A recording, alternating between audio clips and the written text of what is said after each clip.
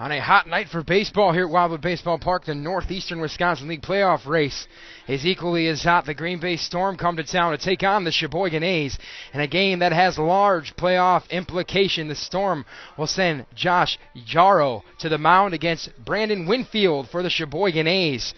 The four teams in a virtual lock for the top spot in the Northeastern League. By virtue of tiebreakers, however, as far down as they go, the Green Bay Storm currently sitting in second, Sheboygan sitting in fourth, but they have more games played, so a bit of an interesting scenario for the A's tonight. If they can lock down a win, they will be the first team to assure themselves a spot in the playoffs in the Northeastern Wisconsin League. Appleton, the only team mathematically eliminated at this point. We will be back with starting lineups and the first pitch right after this. You're listening to A's Baseball, brought to you by Charter Communications.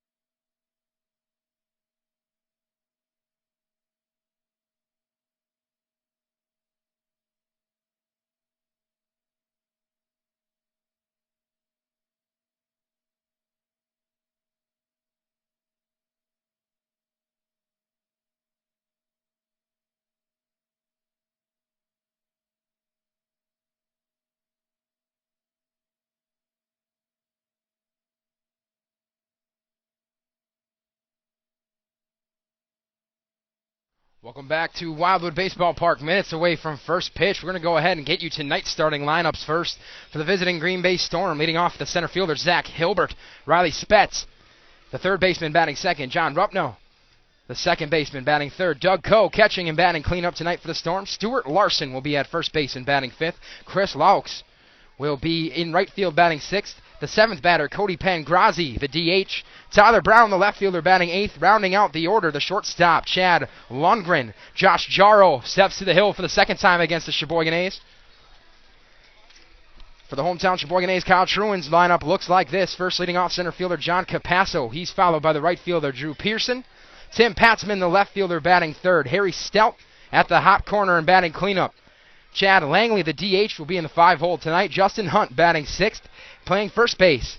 Chad Bromley, the catcher, batting 7th. Grant Evans, the shortstop, batting 8th. And Sam Raff rounds out the order. He is playing second base tonight.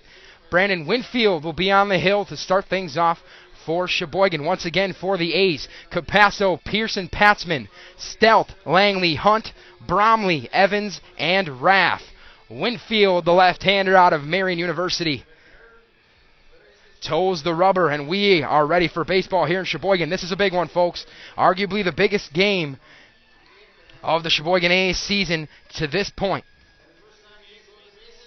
The A's 10-7 in the Northeastern League. The Green Bay Storm come in at a healthy 9-6. The Storm have taken 2 of 3 games against the A's this season, this being the 4th contest. They dropped the 1 game here at Wildwood as the first pitch from Brandon Winfield in there for a strike to Zach Hilbert. We are underway, 7:34.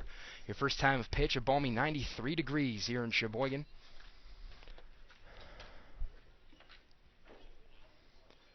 The pitch, this one swung on, hit hard over to Hunt at first, who can't make the play. Hilbert's going to dig for 2. He will be in there standing.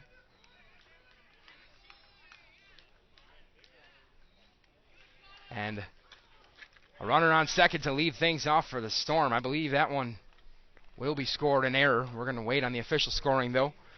In any event, a runner on second for Riley Spetz.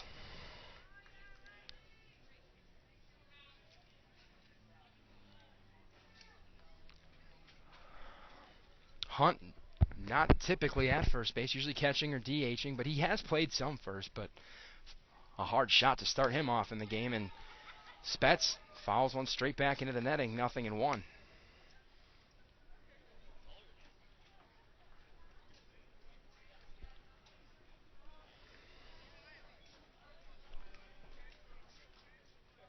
And that was officially scored, an error on Hunt, the 0-1. That's a strike called, 0-2.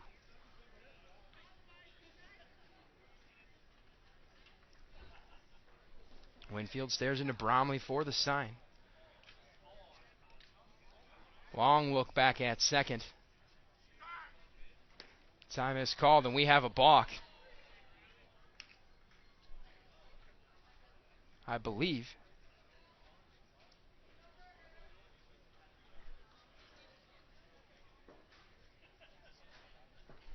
Apparently not just time call. I thought the home plate umpire pointed Hilbert over to third. But that is not the case. The 0-2 misses high and inside, a ball and 2 strikes.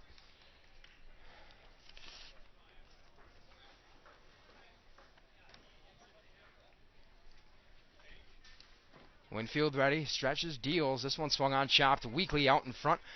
Winfield will give way to Bromley, who makes the throw, not in time. If Winfield gloves that, the play's probably made. And an infield hit here for the Storm. Runners on the corners. One down. And nobody down, for John Rupno. Appearance number 20 on the year for Winfield. 46 2/3 innings on the year. 2.70 ERA, a 1-4 record. But the most impressive part would be the club record, 9 saves. That is a single season record. The previous record was 4. Winfield just smashed that with games to play as he offers ball 1 outside to Rupno.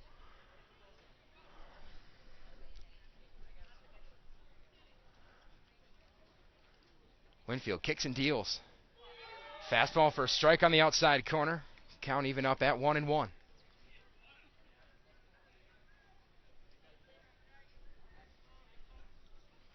Green Bay sporting their red uniforms tonight with the blue trim. They look sharp. Haven't seen these in person yet. A throw over to first. Spets is in there standing. Storm wearing their red uniforms, blue letters and numbers, white trim, gray pants, the navy batting helmets and hats. As the 1-1 is smashed out to left center, this could be trouble, and is off the base of the wall. 1 run is in. They're going to go ahead and give Spets the green light. He will score. And a 2 RBI double for John Rupno has the Storm up 2-0 here in the early going. And it's not going to get any easier for Brandon Winfield as Doug Coe steps to the dish. Coe won the home run derby here a couple weeks back in the Northeastern Wisconsin League Langsdorf League All-Star Game festivities. A solid all-around player who had a promising professional career until a couple bad knees and a few other health issues got in the way, but the desire to play certainly still there for Coe, and it shows. He looks at ball 1. Runner on second, nobody away, 2 runs in for the Storm here in the early going. The kick and the pitch from Winfield misses high. 2 balls, no strikes. Still looking for that first out of the inning. That offering misses inside with the fastball, 3-0.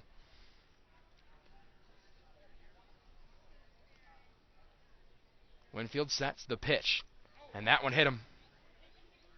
And the struggles continue.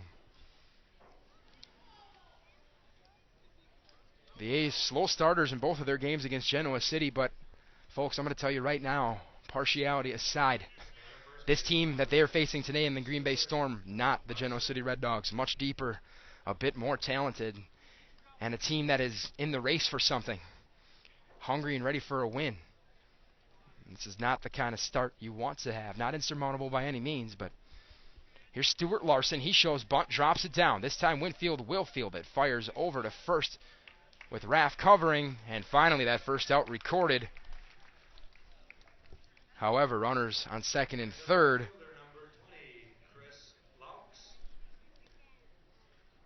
With 1 down.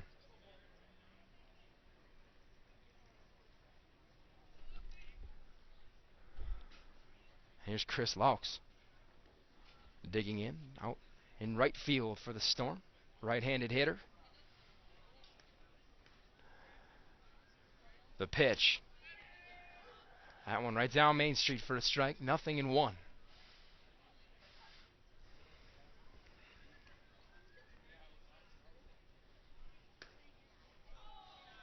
The 0-1 misses outside. Actually a bit high, says the unplayed umpire. 1-1. This one swung on. Chopper over to Evans. Evans made the grab there.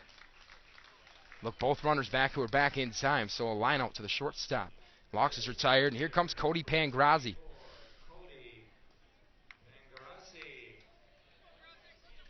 Two in scoring position and 2 down for Pangrazi. A lot of the same names we saw in the lineup the last time this team came to Wildwood. And a swing and a miss from Pangrazi to start things out.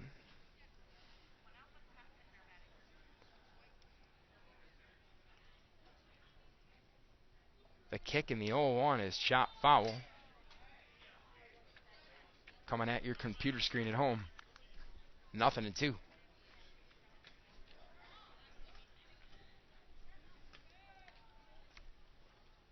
The stretch and the pitch. A little check swing. He got a piece to stay alive here. Count remains 0-2.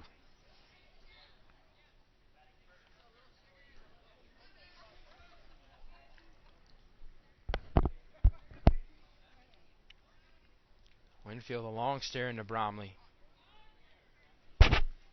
Pangrazi, sick of waiting, calls time, steps out. Back in there now.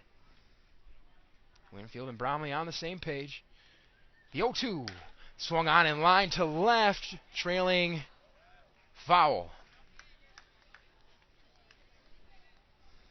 Would have easily been 2 more runs had that one stayed a bit more right. Thankfully for Brandon Winfield and company, that was not the case. We'll do it again at 0-2. The pitch. Fastball misses inside. This skirts away from Bromley, but not far enough. He quickly pounces on it. A ball and 2 strikes. Runners on second and third. 2 down. 2-0 Green Bay. In the top of the first. The 1-2. Swing and a miss, and Winfield gets out of the inning. However, the Storm strike first. 2 runs on 2 hits. 1 Sheboygan error. They strand 2. At the end of a half an inning of play, the score, Green Bay Storm 2, the Sheboygan A's coming to the plate. You are listening to A's Baseball, brought to you by Charter Communications.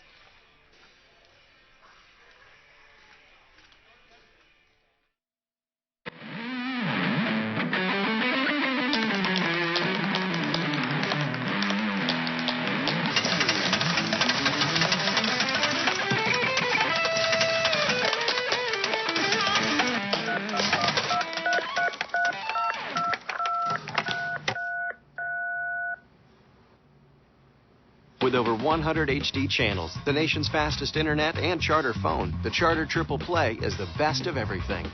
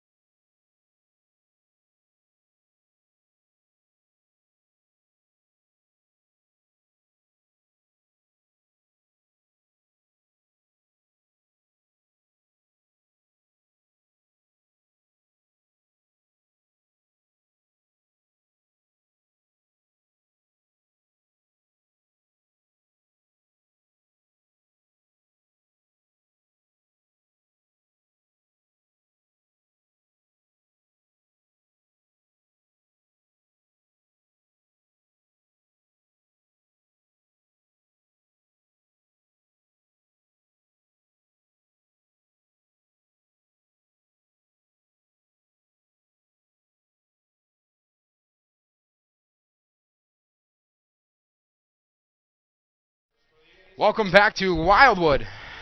The A's some work to do here early. They're behind 2-0 to the Green Bay Storm. John Capasso, the first man in for Sheboygan.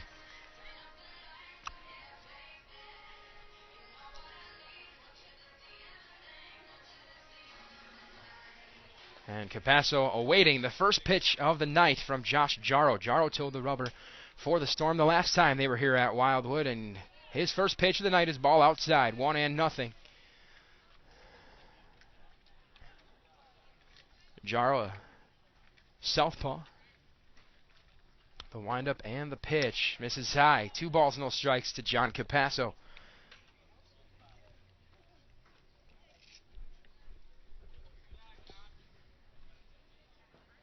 Jarrow stares into Cole for the sign. The windup, the pitch. Fastball misses low. 3-0.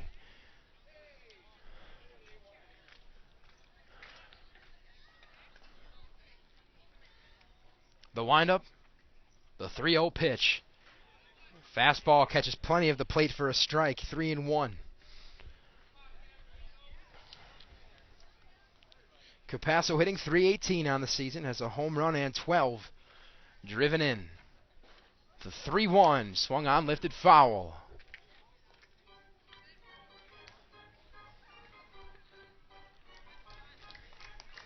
Not a bad pitch to swing at. Perhaps Capasso spoiled that one a little bit. In any event, full count. Into the motion, here comes the payoff pitch. Swung on it, smashed up the middle, a rocket that's going to get through to the gap in left center, cut off quickly out there by Hilbert. But a leadoff single for John Capasso, a runner on now for Drew Pearson.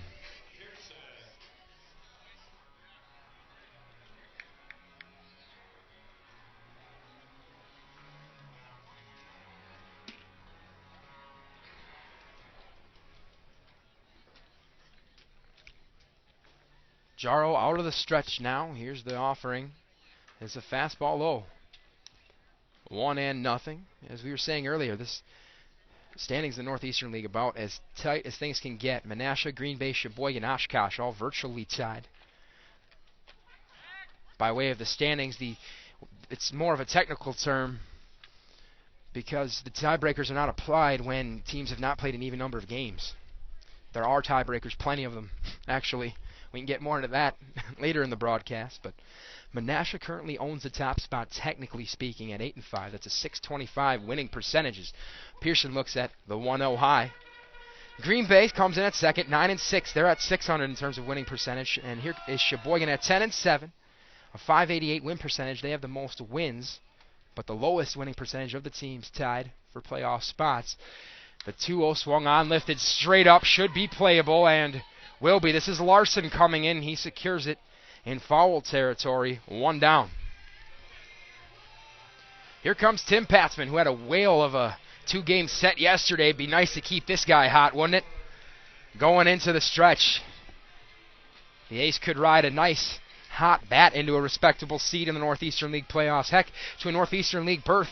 Still working on clinching that as well. Oshkosh in fourth at 9-6 now. So that's how it stands. Manitowoc, the only other team who can mathematically fight their way into the playoff hunt at this point. They're 4 full games out. It's going to take a lot, but they are not out of it yet. Appleton was mathematically eliminated when they were swept by the Oshkosh Giants in a doubleheader at E.J. Schneider Field this past weekend. That was in Appleton, as a matter of fact, as Passman pops the 1-0 foul, count even at a ball and a strike. So the moral of that whole story is that this matters tonight in a big way. Probably the biggest game on the Ace schedule to this point in the season, and one of the biggest, hopefully one of the biggest in the remainder of the Northeastern League campaign, as a throw over to first. Nothing doing. 1-1 to Tim Patzman. The A's have a schedule game left a week from tonight at Menasha in the Northeastern League. That'd be a big one, regardless of the outcome of this one. The 1-1 from Jaro is an off-speed pitch. Misses high, 2-1. And there's a good possibility that the rain date with Manitowoc might need to be made up. That game's going to matter with how close these teams are. The 2-1, runner in motion, swing and a miss from Patzman. No throw down from Coe. So Capasso go ahead and take second on the steal. Runner in scoring position now. 1 out and a 2-2 count. Sheboygan played the most games in the league. This is game 18 for them.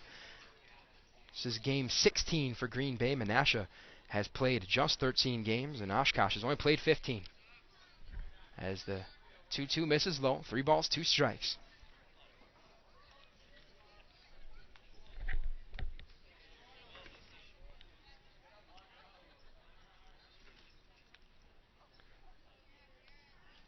Charles sets. The kick, the payoff pitch misses low and in the dirt. And Patzman draws a 1-out walk. 2 on, 1 away now for Harry Stelt.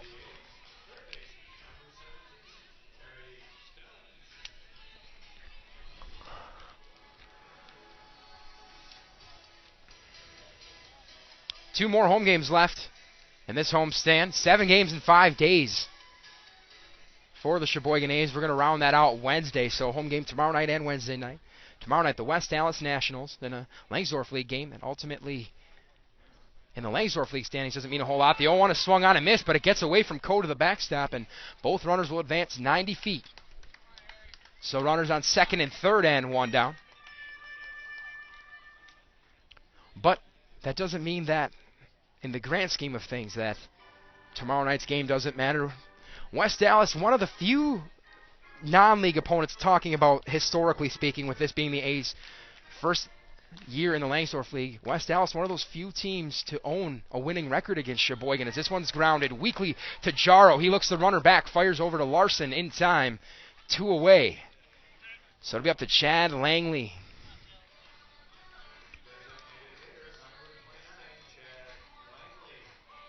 The A's have that tying run sitting on second in the form of Tim Patzman, but 2 down.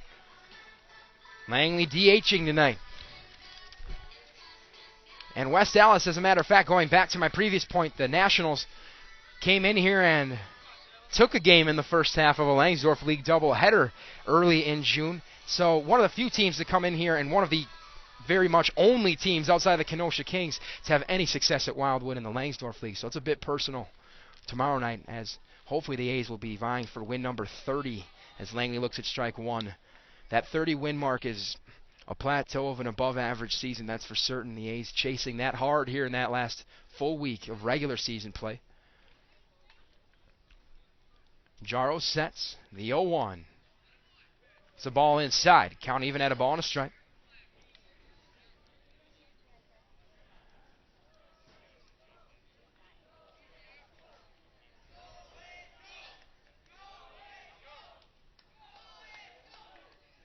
Jaro taking his time now. The stretch and the 1-1 pitch misses low. 2 balls and a strike to Langley.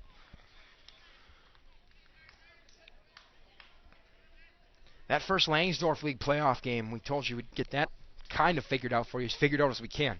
Will be Saturday here at Wildwood, barring rain. 2 games have to take place before that. The 2-1 misses low. We don't even know for sure who those teams will be, and we don't know the first pitch time. What we do know is we'll pass that along to you as soon as that's determined. SheboyganBaseball.org for all of your baseball news. In Sheboygan, the 3-1, or it's 3-1, I should say, to Langley. And here is that pitch. Fastball misses low. Langley draws a walk.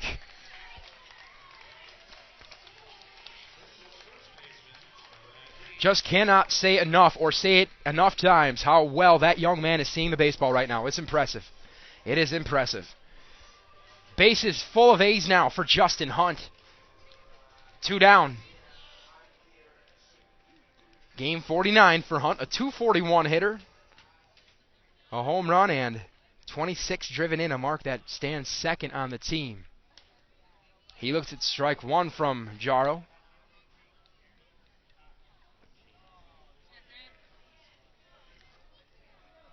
These 2 teams, as well as the Appleton Legends and the Sheboygan A's, play some lengthy contests, and you just get the feeling tonight might be one of those as Hunt fans at the 0-1, nothing in 2.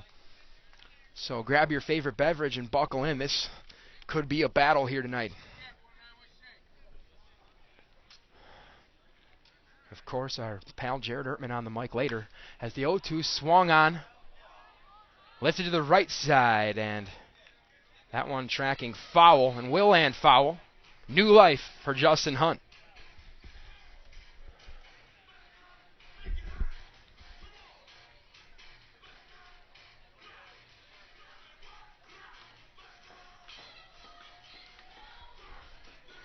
Bit of a delay here, and Jaro's going to choose to step off.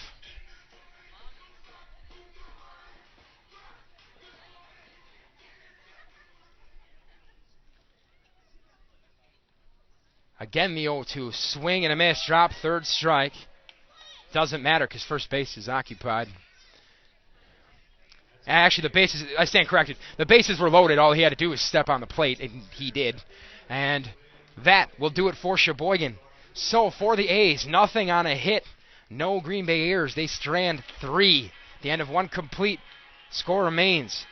The Green Bay Storm 2, Sheboygan A's nothing. You are listening to Sheboygan A's Baseball, brought to you by Charter Communications.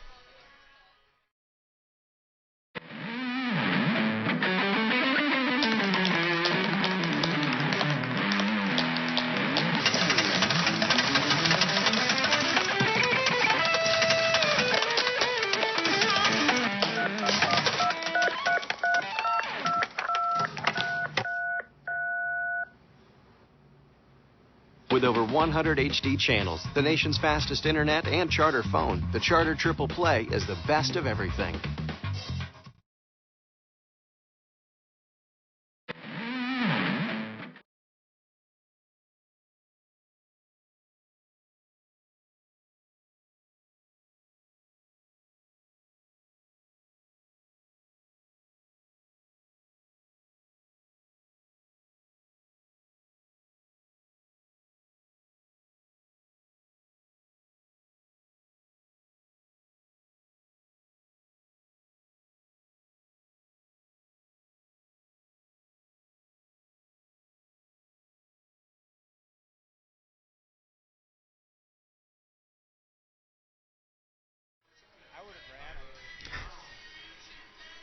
Top of 2 here at Wildwood Baseball Park. Storm leading the A's 2-0.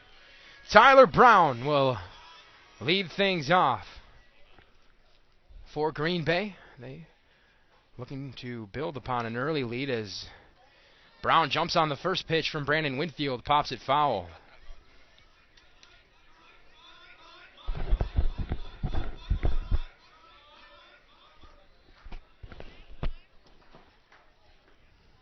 The windup, the pitch from Winfield, strike called, 0-2.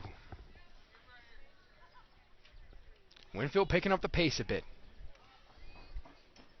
The pitch, swung on, driven foul to the right side, and that's going to dribble into the parking lot across the street. Again, the 0-2. This one swung on, lined over to Hunt. He makes the play clean this time. Off a hop, though. Steps on first. One away. So here comes Chad Lundgren.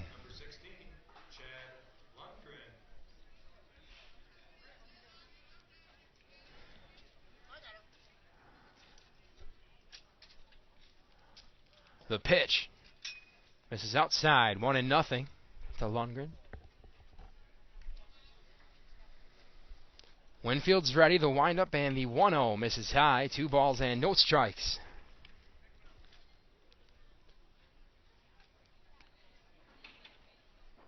The pitch. Strike called. 2-1. That draws a round of applause here as Winfield battles back into the count. The windup and the 2-1 misses apparently inside. Bromley seeking clarification for where exactly that pitch missed, and it was confirmed inside. So 3 balls and a strike. Here it is. Misses upstairs with the heater and a 1-out walk for Chad Lundgren. So to the top of the order we go, and Zach Hilbert.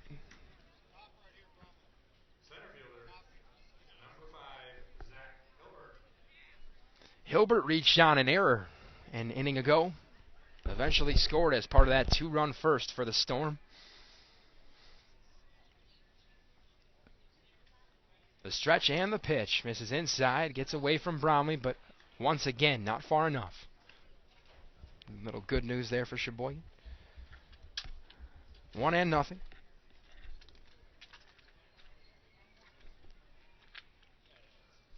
Winfield sets. And will throw over.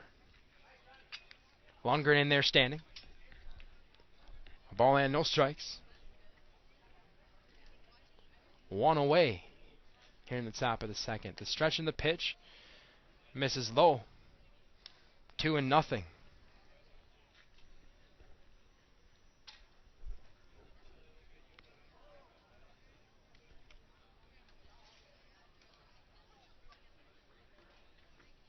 He deals. That one finds the zone. Looked eerily similar to the previous pitch. But 2-1. Nevertheless, a little early, I suppose, to be making judgments about the level of consistency behind the dish. A 2-1 line back up the middle. Nobody's going to get there. And a 1-out base knock. Hilbert's aboard for the second time tonight. Here comes Riley Spetz. Spetz singled. Back in the first. Singled and scored.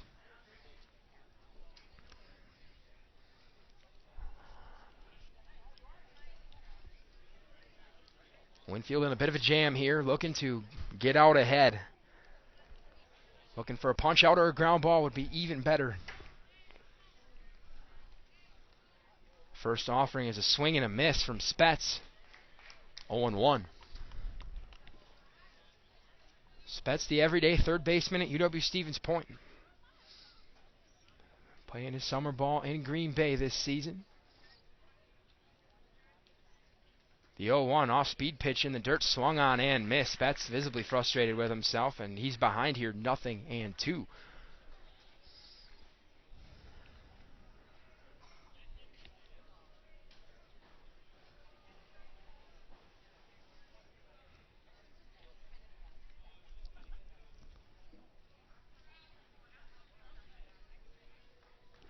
Winfield a long look in, finally steps on the mound, on the rubber, excuse me. Fires the 0-2, swung on and missed. That was in the dirt, but fished out by Bromley. Man on first, so no need to secure the out. 2 down. But still 2 runners aboard here for John Rupno. This is the man who did the damage in the first. His double to left center plated the first 2 runs of the game. Rupno went opposite field. Try to keep him in control here as he jumps on the first pitch ahead of it, though. Foul toward the Green Bay dugout, 0-1.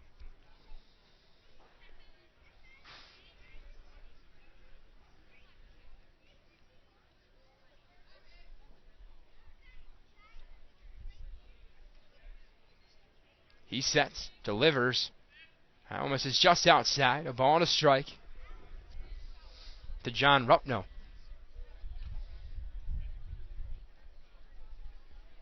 2 on, 2 down. Winfield's ready. Here it is. This one's served up to shallow left. Could be trouble. Evans is going to drift back from shortstop. He takes control, makes the catch, and that will do it for the Storm here in the second. No runs on a hit. No Sheboygan-ers, 2 left. At the end of an inning and a half of play, score remains Storm 2, Sheboygan 0. You have been listening to A's Baseball right here on SheboyganBaseball.org, brought to you by Charter Communications.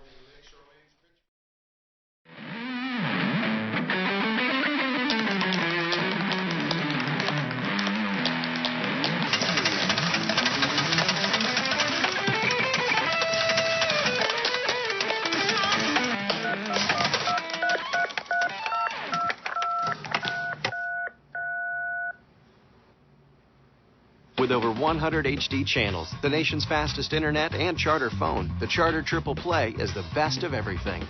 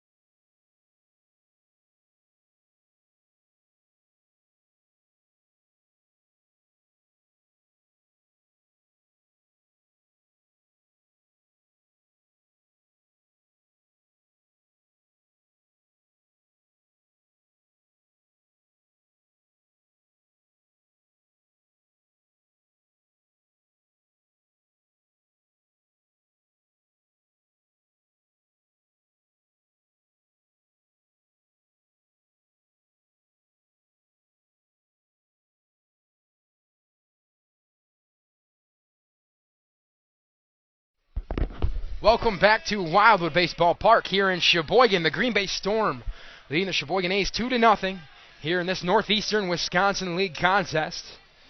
Matt Bromley leads things off for Sheboygan. The windup and the pitch from Josh Jarrow is swung on to the left side. Play made by Spetz. Can't find the handle. Eventually finds it. Throw is not in time. Bromley hustled it out down the line, and there's a leadoff base runner. And they will score an error. I imagine you pretty much have to. That no matter how minor that bobble, it's pretty much the sole reason that play wasn't made. First error of the night for the Storm. Leads to a leadoff base runner, and here's Grant Evans. Evans just adding to the list of positions he's been able to play for Sheboygan this year as he looks at strike one. He's at shortstop tonight, which to our records is the first time this year it's happened. A very capable utility man is Evans, though. I'm sure he will handle it just fine, and I'm also sure Kyle Truin would not have put him there if he did not have the confidence in his abilities. The 0-1 misses high, a ball and a strike. Evans a .287 hitter through 33 games.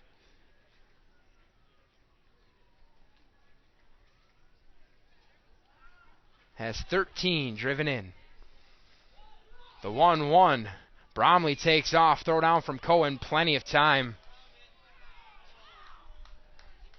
And wasn't sure if the throw down was dug out over there at short by Lundgren, but it was.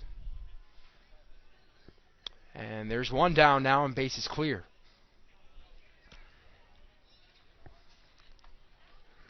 Perhaps not the best jump in the world for Bromley. He's thrown out by a pretty sizable margin. The pitch swung on, lifted to right center. This could be trouble. A diving attempt out there in right. Play is not made. Evans is going to hustle. He's thinking too, and he's got it. Man, seeing Evans round that bag at first, it was very clear that despite the fact it was hit to the right side, once he saw Laux lay out for that one, there was no other option but second base. So runner on scoring position and one down here for Sam Raff.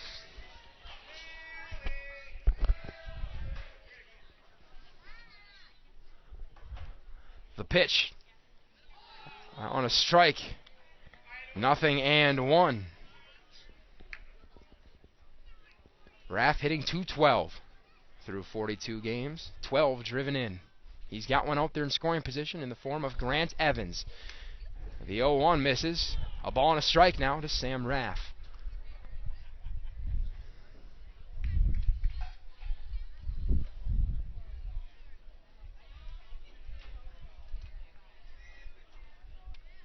The kick and the pitch misses low and inside. That gets away from Cole.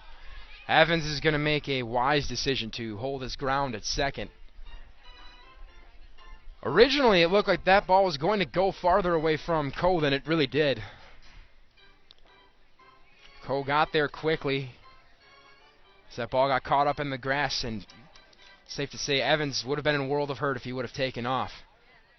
The 2-1 from Jarrow is swung on, lifted to the right side, in foul territory, coming across was Larson. Won't get there in time, though.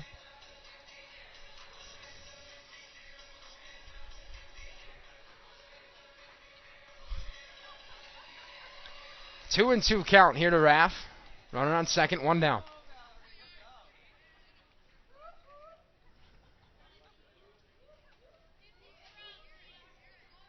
The kick, the 2-2, swung on high, chopper over to short. This is Lundgren coming across the bag. Throw in time. Two down, however, Raff will advance to third. And to the top of the order, and John Capasso.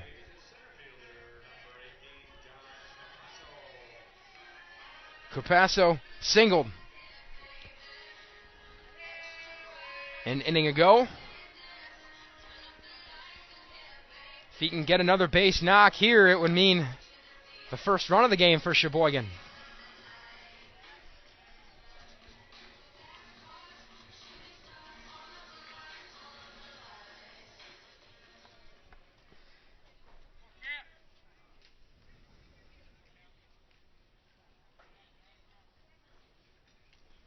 The windup and the pitch. Fastball right down the middle. 0-1.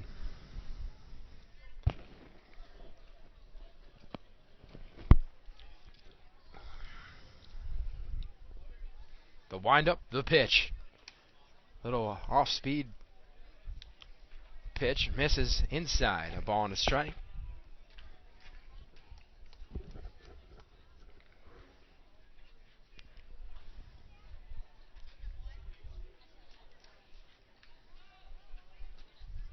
Into the motion, the 1-1. Fastball misses, 2 balls and a strike. I can tell you for a fact, Brandon Winfield knows what it's like to not get the strike in that particular location.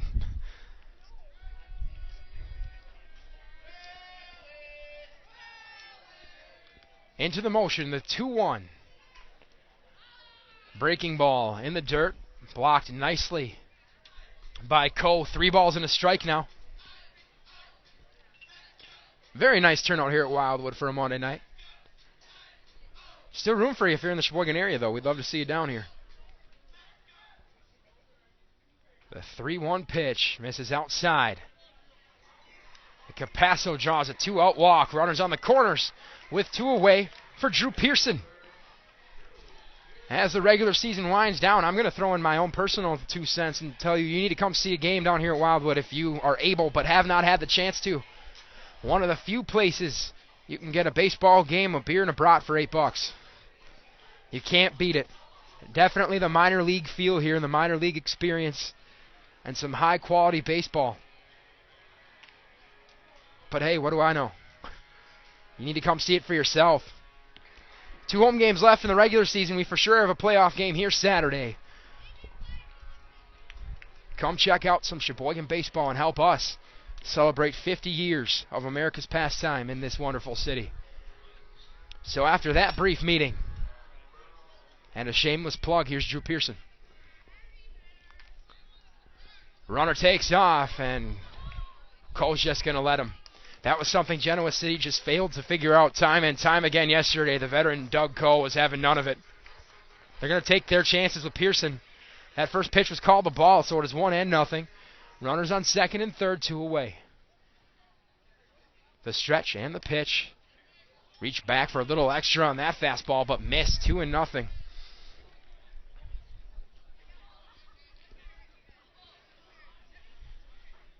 Jaro not overly crafty, but definitely capable. The 2-0 swung on and lifted. He's going to barely get out of the infield. Coming in from right is Laux, and he will make the play. That was the only chance that one fell, is if Laux decided he was going to have a run at it, and he did, but he made the play. So Sheboygan strands 2. They get nothing here in their half of the second.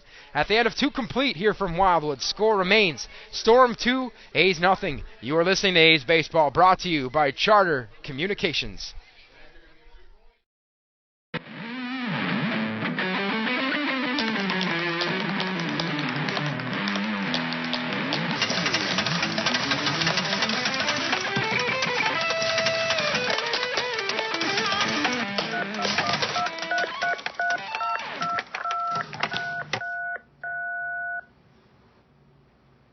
With over 100 HD channels, the nation's fastest internet, and Charter phone, the Charter Triple Play is the best of everything.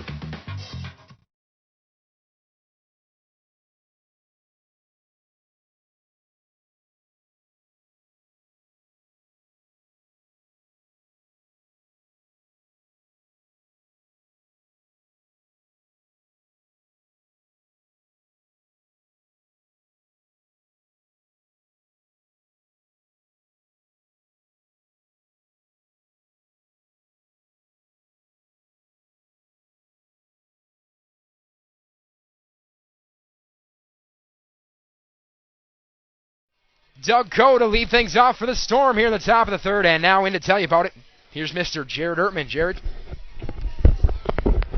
Thanks, Nate. And Doug Coe is hit by a pitch in the first. As Nate said, a promising professional career cut short by injuries. Still a very capable player at this level. That desire, that fire to play. That's what you like to see. If you're a manager, those are the guys that Denny Moyer, the general manager here at Sheboygan, likes to bring on to the A's. And now a fall back makes the count 1-2 on Coe. Of course, along with former professionals, there are very many college players who play summer ball to sharpen their skills. The 3 leagues that A's playing are filled with such players, both varieties. And it's that mix that makes semi-pro ball interesting. And now a grounder to short, and that's an easy play for Evans. 1 away, and this will bring up Stuart Larson. Larson grounded out in the first, in which the Storm scored the only 2 runs of this game. The beginning of their order doing much damage in that first inning. Now a low ball, and Bromley will come out to talk to Winfield. Winfield chuckling and smiling a bit. He knew Allen got away from him. He doesn't seem too worried. So 1-0 now. And Larson will be awaiting his pitch. Looking to drive one out there.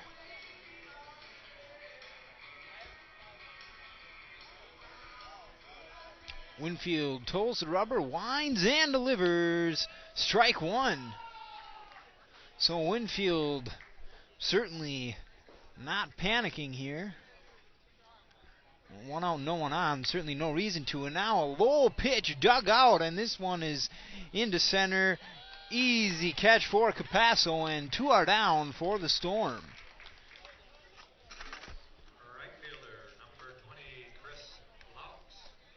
And this will bring up Chris Laux, who has 0 for 1 this evening. Laux, a right-handed batter. And at this level, the number of lefties you have on your roster can certainly make a big difference. The pros. No? Oh, I do. In the pros, it's not uncommon to see 5 or even 6 batters in a lineup be left-handed. Not so at this level. Now a grounder shot right through the infield by Laux. That'll be a base hit, and the Storm have a runner aboard here with 2 away in the top of the third.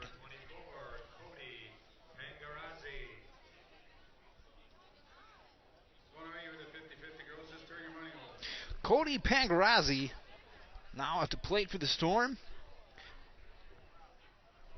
Winfield had his number in the first, sent him packing.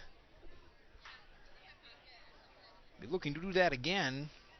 Winfield with 2 strikeouts thus far. And now Laux will go. Throw is there, and he is out, and that will be it for the Storm. Laux went. Bromley's throw was low, but early, and that is it for the Storm's half of the third. Score remains 2-0 in their favor, though, as we head into the A's portion of the inning. This is A's Baseball, brought to you by Charter Communications.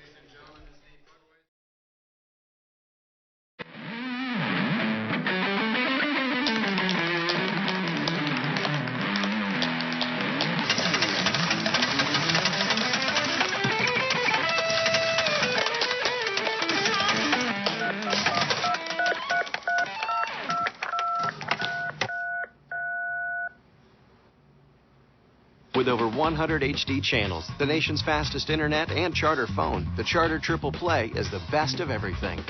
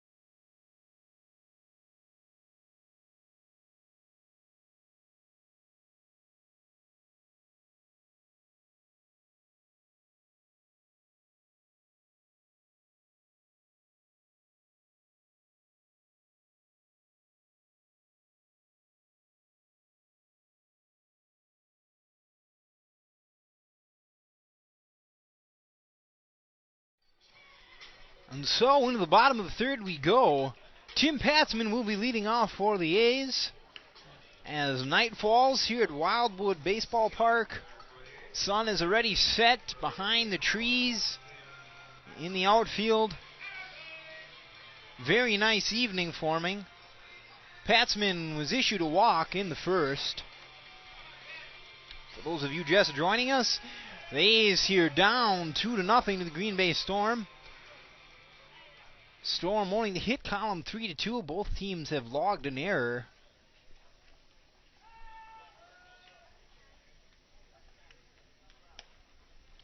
And Patzman looks at ball one.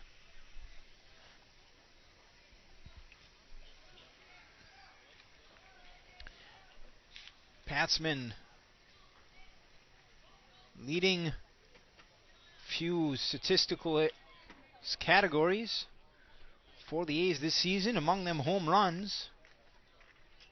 Harry Stout is leading a few himself, putting together a great year. Now ball three is thrown to Patzman. And Patzman is certainly not one to jump on a 3-0 pitch. He'll certainly make the pitcher throw him one, and that's always a good strategy. And Patzman will take his second walk of the evening. And Harry Stout will come to the plate.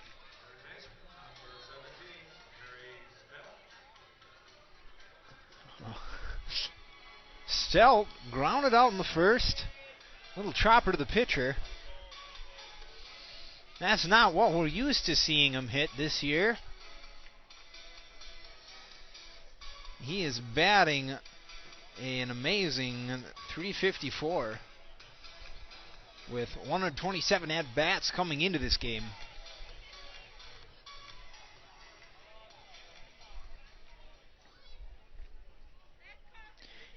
And the first pitch to Stout is a strike. Looked low, but it was a called strike. And that's what Jaro's going to want to hit. That's a spot he's going to want to hit all night. Not a pitch to hit, but a called strike. He tries to hit that spot again, this time too low. 1-1.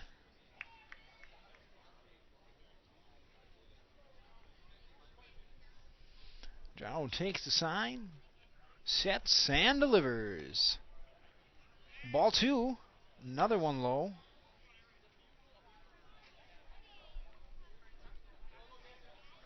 So 2-1 to Stout.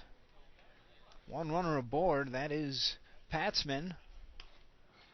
Now ball three, that one looked a little high. Like came in just below the letters, which is where the strike zone's supposed to be, but most umpires try to keep the zone down. Now a chopper to short. Opportunity for two not taken, and the throw is bobbled at first, and Stout will reach on an error. That will be an error on the first baseman, who is Stuart Larson. Throw was good, a little low, but should have been handled. And now the A's have two runners aboard. So what could have been perhaps a double play ball, in fact, leaves the A's with no outs and two runners aboard. And so Langley here now lays down a bunt, a good one up the third base side. Throw to first, gets him out. But that will be a sacrifice bunt for Langley as the runners advance. And this will bring up Hunt. Hunt, who struck out his first time at the plate back in the first. Certainly he'll be looking to put the ball into play here. He has runners in scoring position. And Hunt looks at ball one. Jaro been a bit inconsistent tonight, getting ahead of batters sometimes and falling behind others. Strike one called, evens the count.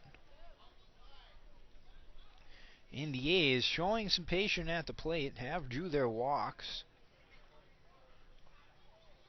Of course, they have nothing to show for it yet. Next pitch in the dirt, handled nicely.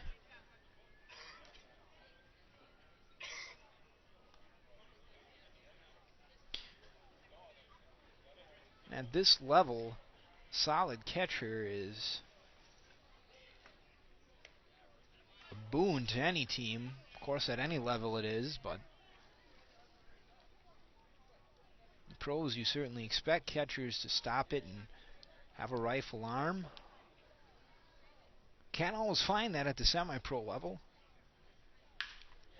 And now a solid rip through the right side of the infield by Hunt. This will score Patzman. And Stelp will hold up at third. And the A's now have runners on the corners with no outs. So Bromley comes to the plate now, who reached on an error in the last inning and then was caught stealing.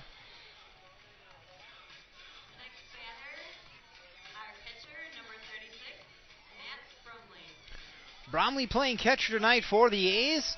Has gotten considerable playing time over the last couple of weeks. Has done fairly well, both behind the plate and in the batter's box. Batting .265.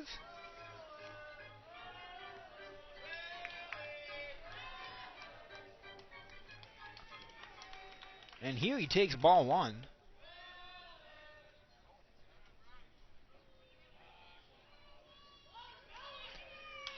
And now, looks like a hit and run is on, and Bromley hit to pop foul. Nearly out of play. Up the right field line. So now the A's only one run back here. No outs. Runners on the corner. One out, pardon me. So one out and runners on the corner, and this certainly has the makings of a big inning for the A's.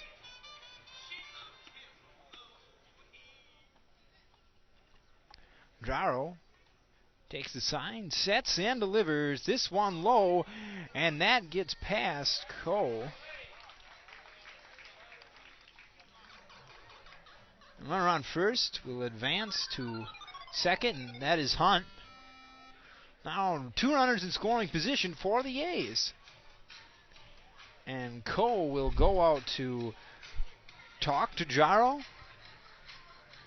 2-1 count to Bromley.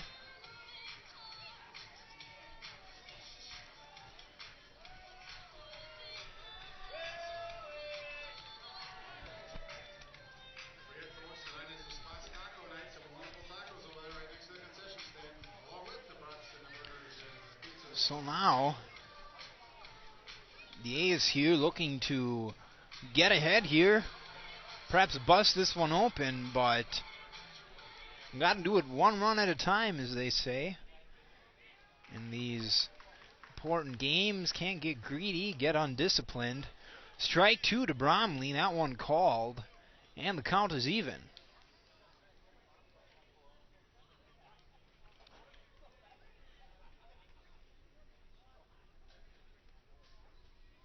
So Jaro again delivers this one high, and the count is full.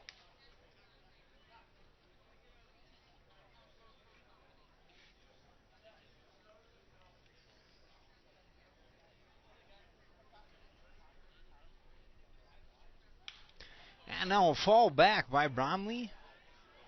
We'll keep the count full. And those fouls are crucial when the count is full. The pitcher-batter battle. The more fouls a batter is able to gain from a pitcher, the more likely he is to get a hit, put one in play. But now Bromley is issued a walk, and the bases are loaded.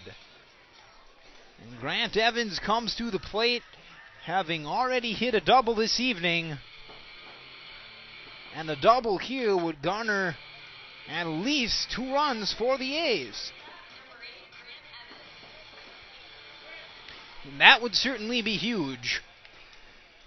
But again, you need to take it any way you can get it.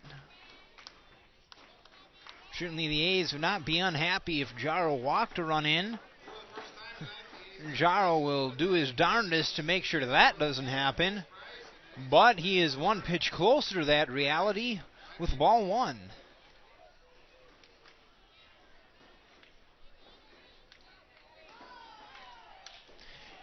And now a grounder by Evans. Chance for 2. It will not happen. And the A's score 1 on a fielder's choice RBI by Grant Evans.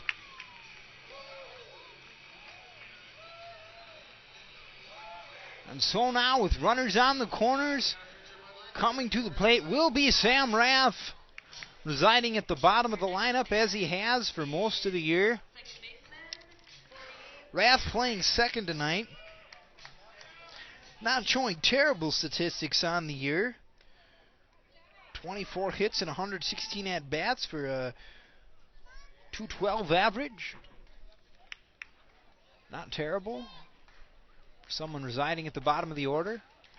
He's certainly been able to contribute at times. Now the runner goes, and the throw is not there, and a run scores.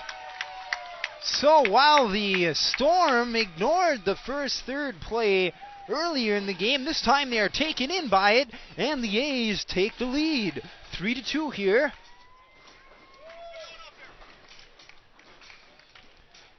Throw by Cole was late and in the dirt. So Evans is safe at second. And now the only A's runner aboard.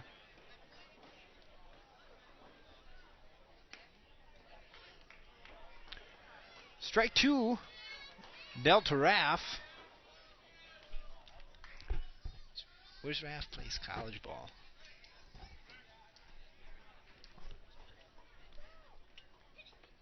Next pitch in the dirt to even the count.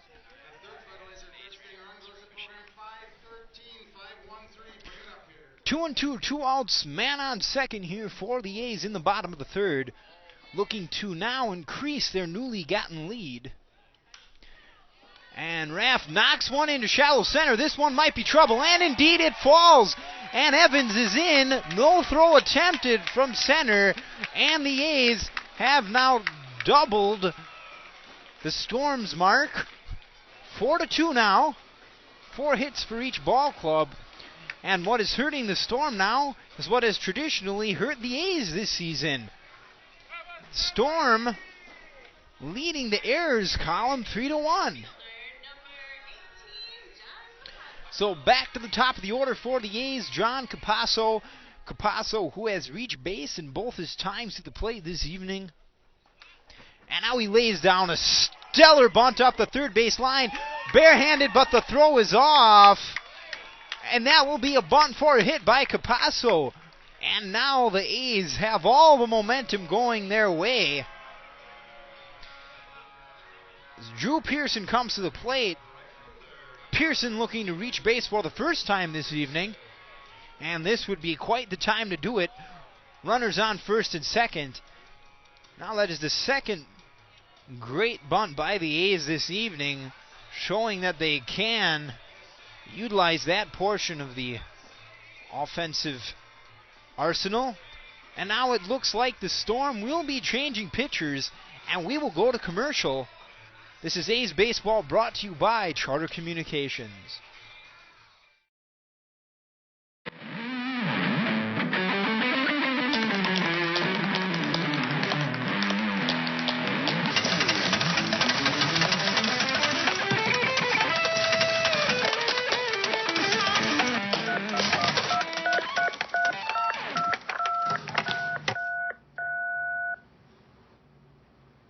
With over 100 HD channels, the nation's fastest internet, and Charter phone, the Charter Triple Play is the best of everything.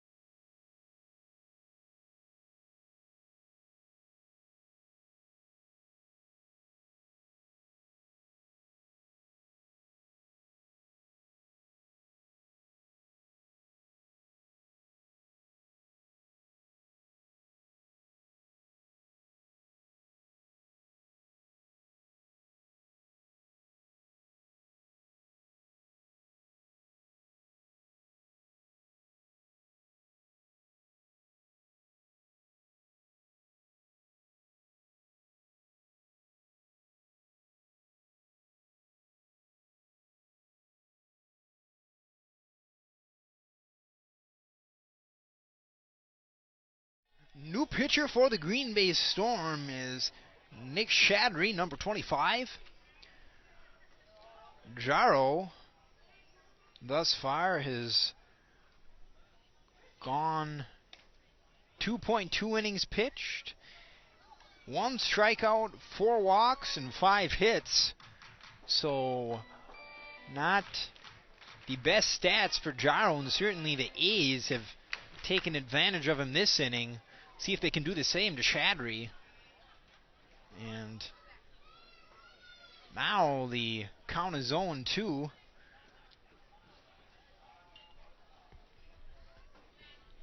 So Shadry certainly has things going his way in his first appearance. Swing and a miss, and he will go down, and that will be it for the A's, who do take a 4-2 lead after 3 complete. This is A's Baseball, brought to you by Charter Communications.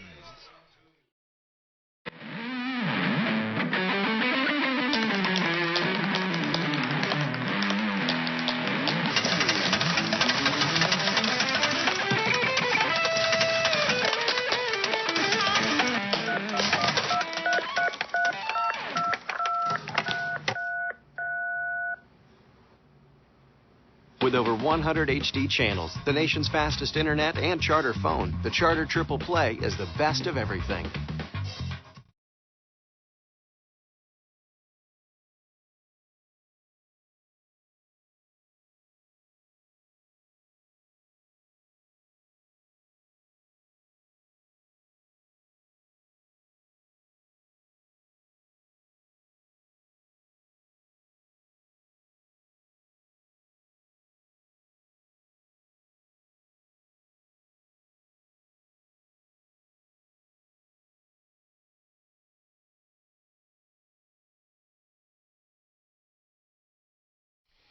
And so into the 4th we go.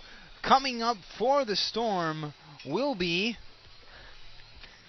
Chad Pingazi. Pingazi struck out his first time up. Winfield will be looking to repeat that success. That pitching victory. Of course, I never get tired of saying it because it's the truest thing about this game. The pitcher-batter duel.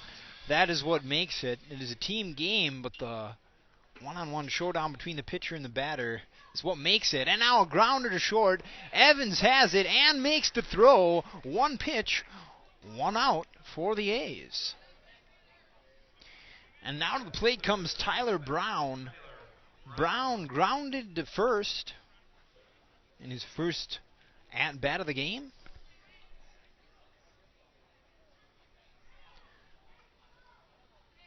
Let's see what he does now. Winfield winds and delivers. Swing and a miss. Big cut. Brown must have liked what he saw, but he certainly did not make a connection there. Winfield made him look a bit foolish. Now an off-speed pitch, and Winfield is up 0-2 as it's fouled away.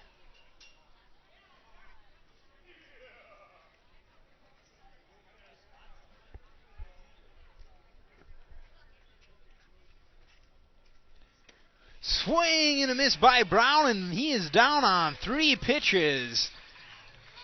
So Winfield records his 3rd strikeout of the game, and Chad Lundgren to the plate for the Storm. Lundgren was issued a walk by Winfield in his first time to the plate.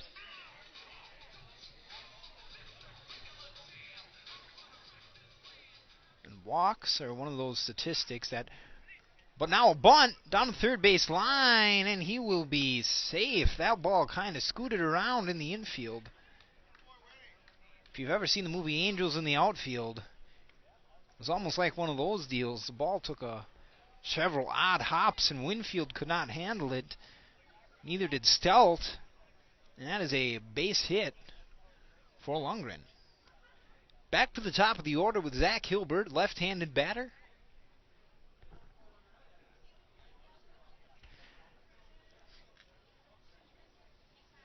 Leadoff lefty, and that is certainly a common sight in the game of baseball.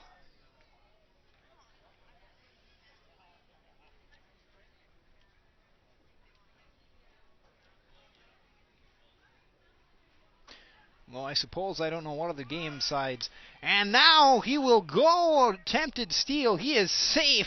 Throw by Bromley just late and low. That was an exciting play. Lundgren taking two. Bromley certainly has an arm. Showing a little bit of trouble with his accuracy, but those are things that can be worked out. Bromley is certainly a young gun. Winfield delivers, but a no pitch called as Hilbert stepped out. 0-1 the count to Hilbert. I believe 1-1 now. Called by Grauman, the home plate umpire. Oh, ball two delivered.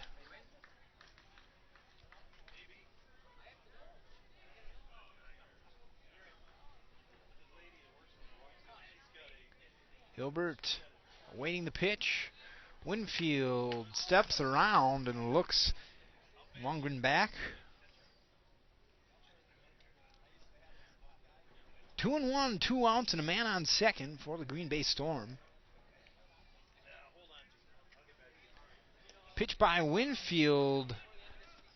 Gets away from Bromley, went off his mitt. Don't know what happened there. Called strike. Perhaps there was a miscommunication between Bromley and Winfield on that one. Maybe Winfield had his eye on Lundgren on the base paths. Now Lundgren's on third. Winfield just one strike away from getting out of the inning. Good low pitch, however, is too low. And the count is full. 3-2 to Hilbert, and the payoff pitch comes. Swung and hit high, but to the infield. That will beat Evans, and the Storm are retired. After 3.5 innings played, the score remains 4-2 in favor of the A's. This is Sheboygan Baseball, brought to you by Charter Communications.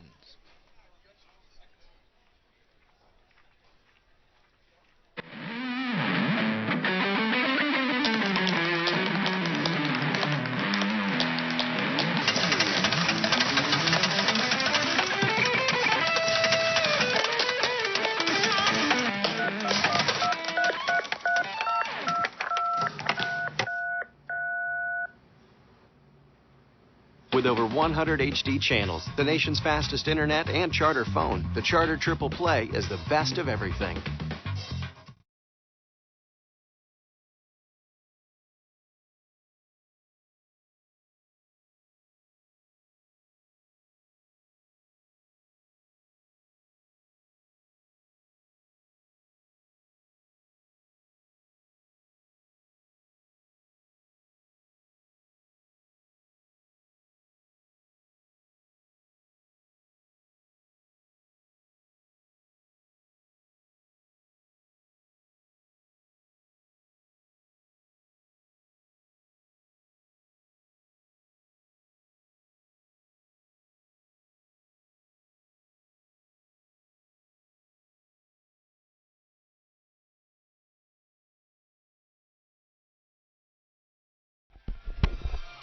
Tim Patzman will lead off the A's portion of the fourth.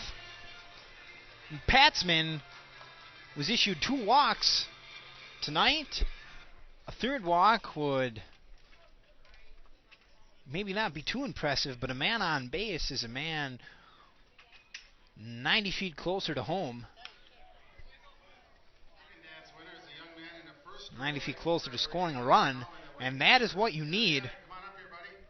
So, fall back, though, for Passman will put him down 0-1.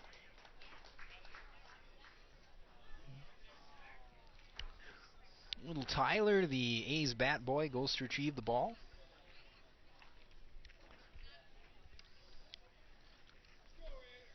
One and one now, the count of Patzman. And he will look at a letter high ball. Little League on, coaches tell players if it's letter high or higher, don't swing at it. course, pitchers like it when batters do, and I think that's just what Patzman did. Fouled one back. Can really make guys look foolish if you get them to wave at that high heat. 2-2 to Patzman. Patzman trying to regain his composure here, put one in play. But he is rung up. He went down looking, and that is not something we have seen often this year. I do not know if I can recollect a time I have seen Tim Patzman go down looking, this season at least. But he does. And Harry Stelk comes to the plate. Reached on an error last inning. Looking to get a hit here. Looks at strike one. Now Shadry is working well. Hopefully the A's hitters can get him out of any groove he might be forming. Foul ball up the third base line. 0-2 to Stelk.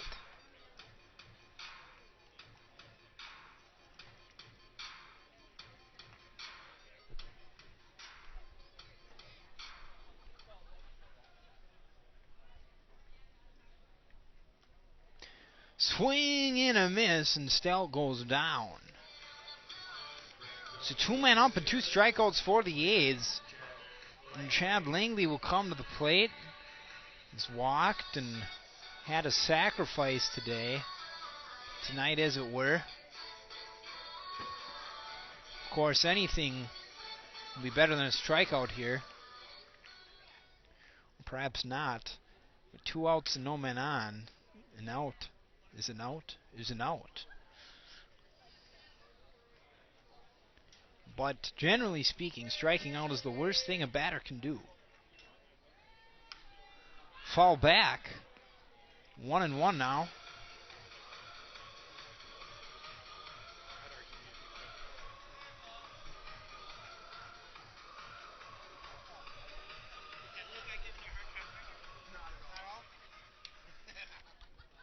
Of course, a batter can hit into a double play, but there is a chance a ball may be booted and go past the first baseman and have the runners advance. You never know. Batter strikes out. Nothing happens but an out. So now 3-1 to Langley.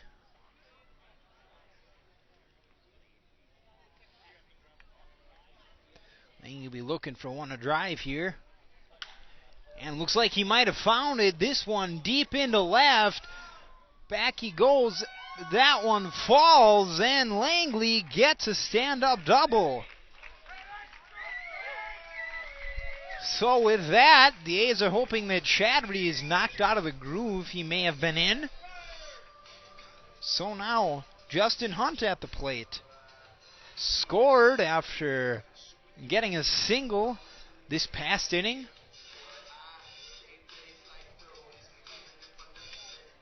He could do that again here. That would be very nice for the A's. Of course, 2-out hitting is essential. But a fall back by Hunt, a high pitch swung at.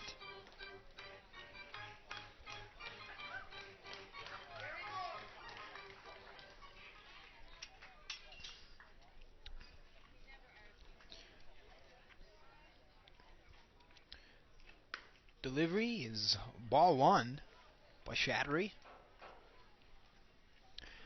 1-1, 2 men out, and a man on second for the A's.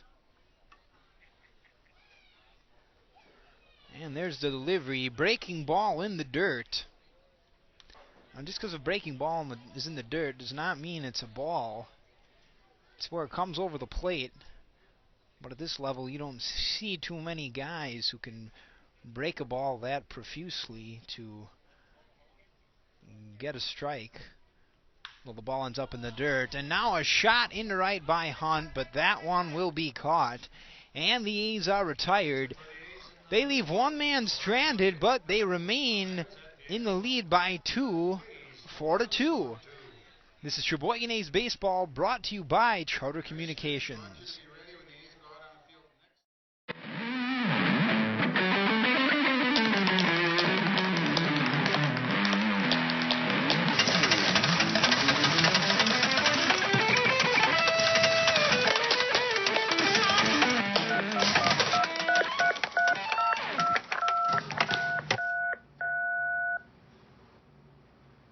With over 100 HD channels, the nation's fastest internet, and Charter phone, the Charter Triple Play is the best of everything.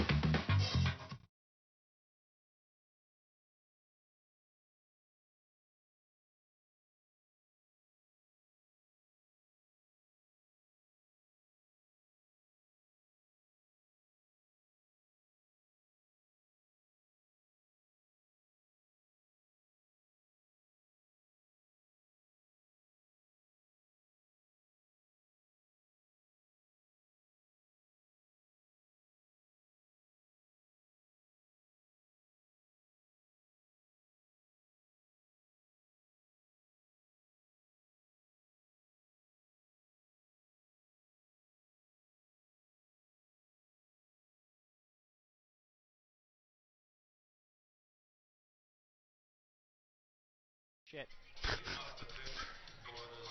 So, heading into the top of the fifth, the Storm will come to the plate, and here to tell you about it is Nathan Wolfel. Nate? Thank you very much, Jared. A 4-2 Sheboygan lead here in the top of the fifth inning. Brennan Winfield still working strong for Sheboygan, and Spetz lays down a bunt. Stelt's going to pick it with a bare hand. Fire to Hunt. One down. Nice play. Stelt made it look pretty easy. Let me tell you, not quite as easy as Stelt made it look.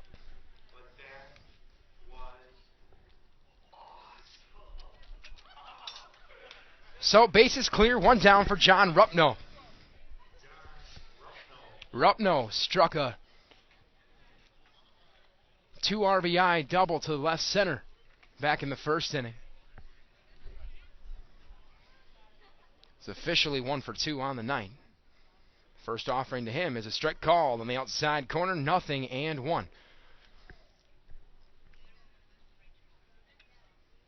Winfield into his windup. Here it is.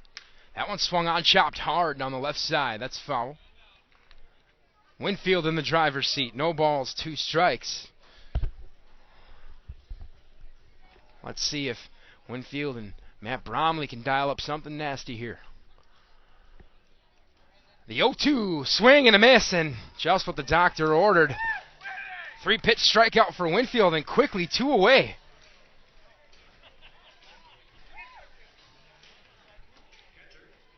So here comes Doug Coe. Coe was hit by a pitch, grounded out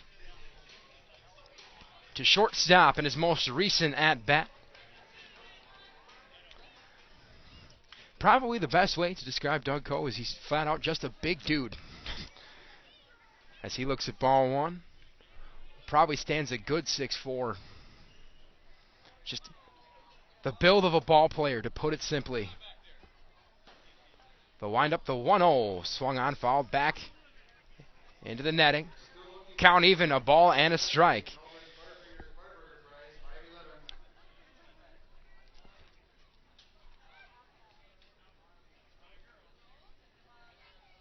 The windup, the 1-1 pitch. Fastball misses outside. 2 balls and a strike to Doug Coe.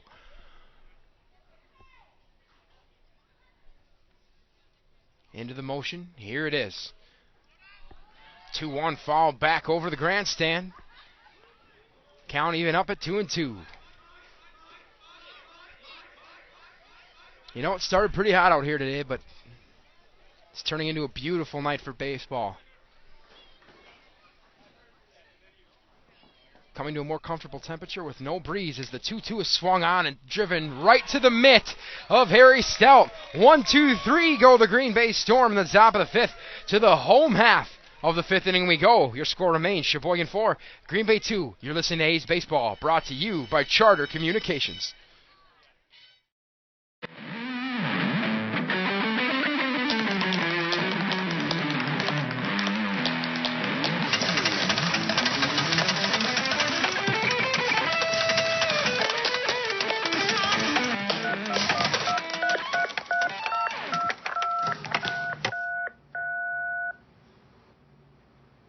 With over 100 HD channels, the nation's fastest internet, and Charter phone, the Charter Triple Play is the best of everything.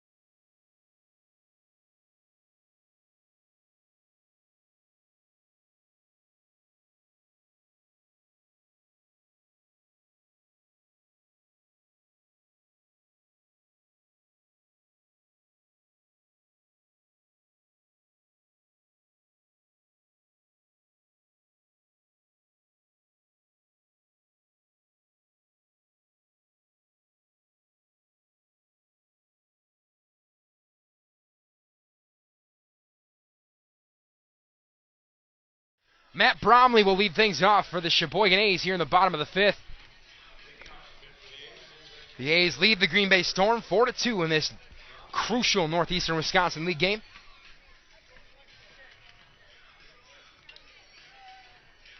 Bromley reached on an error and was caught stealing.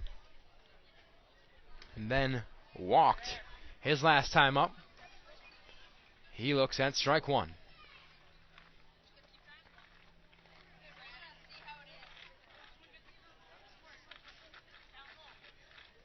Into the windup. Here comes the 0-1. That one swung on, chopped over to the left side. This is Spetz. Needs to make sure he has the handle.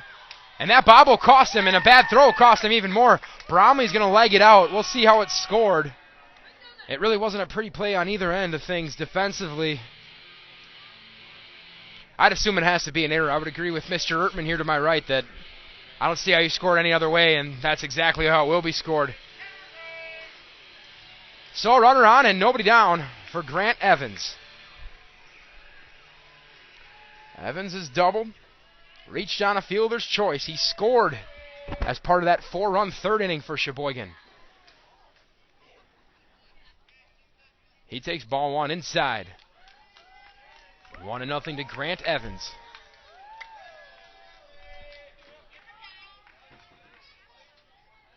Shadry sets.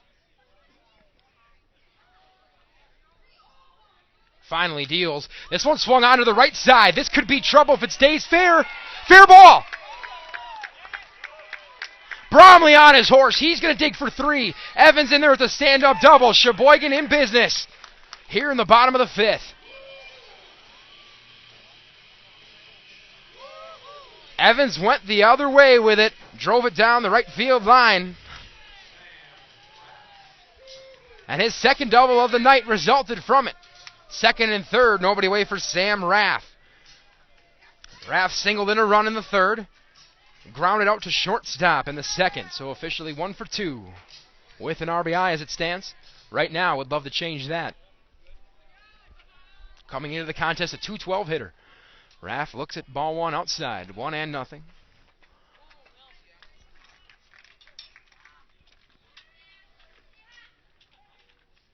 Shadry gets a sign he likes from Coe. Sets, deals.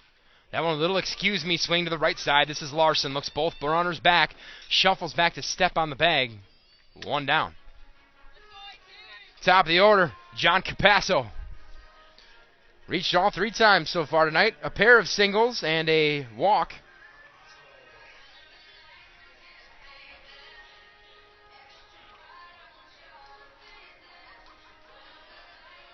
Some much-needed insurance sitting at second and third right now for the A's. This is a big spot for Mr. Capasso. Time will tell if he delivers. The stretch and the pitch. Starts him off with a breaking ball. Misses outside. A ball and no strikes.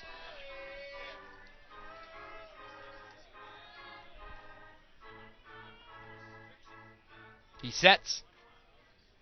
Kicks and deals. Fastball right down the pipe. 1-1 now to John Capasso.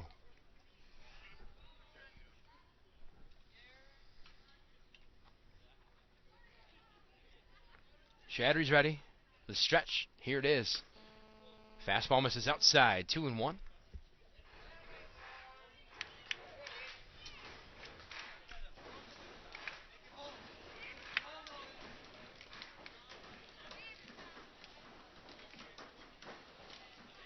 Shattery steps off and takes a stare at Bromley, who will reluctantly take a few steps back toward third base.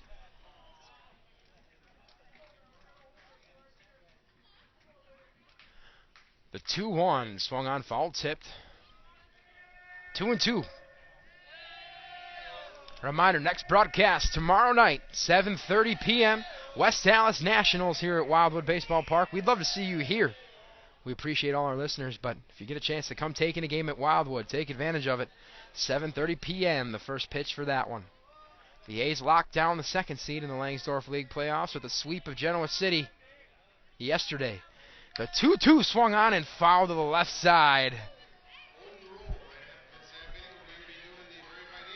Count remains at 2 balls, 2 strikes.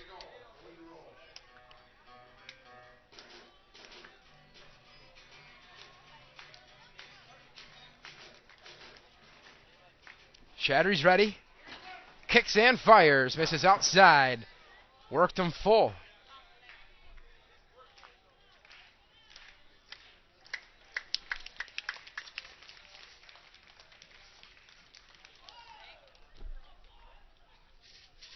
The payoff pitch. Swung on and line to the right side. That's gobbled up over at second. His only play, though, is over to first. Capasso's retired, but a run pushed across as Bromley scores. 5-2 is the new Sheboygan lead. Runner on third here, and 2 down for Drew Pearson.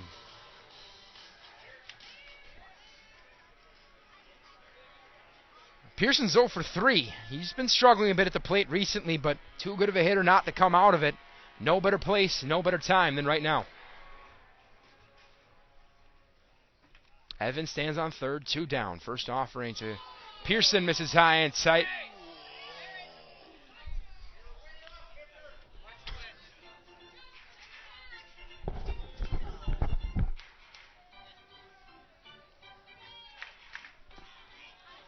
Infield playing Capasso pretty straight up. Pearson, excuse me. The 1-0 swung on and scolded to the left side. Gobbled up over at short. This is going to be a tough play. Throw is in time. 6-3, and Drew Pearson's retired. And that will do it for Sheboygan in the bottom portion of the 5th. But they tack on another. They now lead the Green Bay Storm 5-2. You're listening to A's Baseball, brought to you by Charter Communications.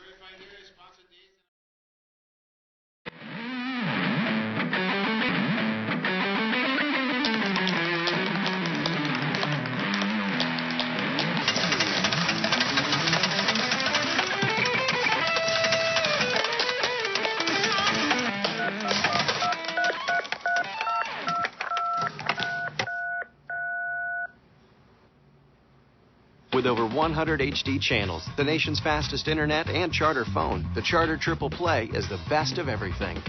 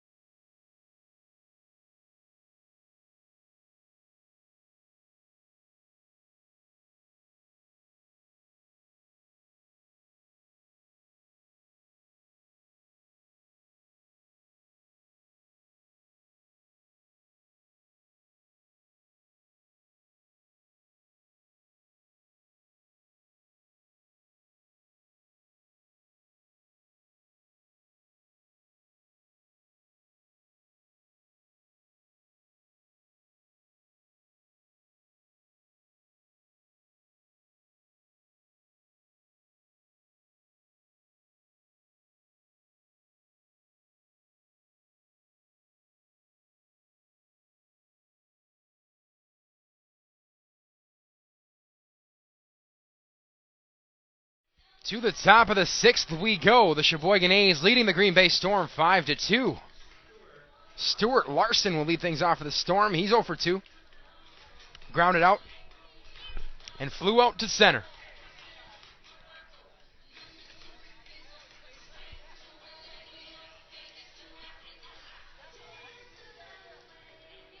Brandon Winfield still working strong for Sheboygan to this point. He's into his windup, and the first pitch to Larson misses high. 1-0. The windup, here it is. The 1-0 chopped high over to Stout. Plays it off a big hop, fires to Langley. A little high, but corralled and in time. 1 down.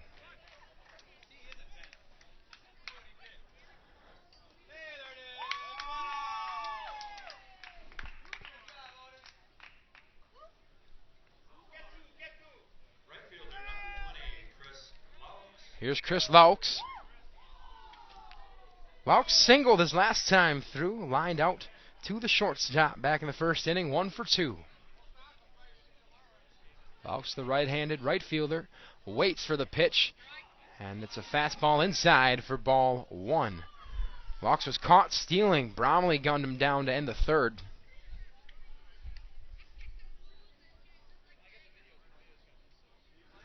One and nothing to him right now.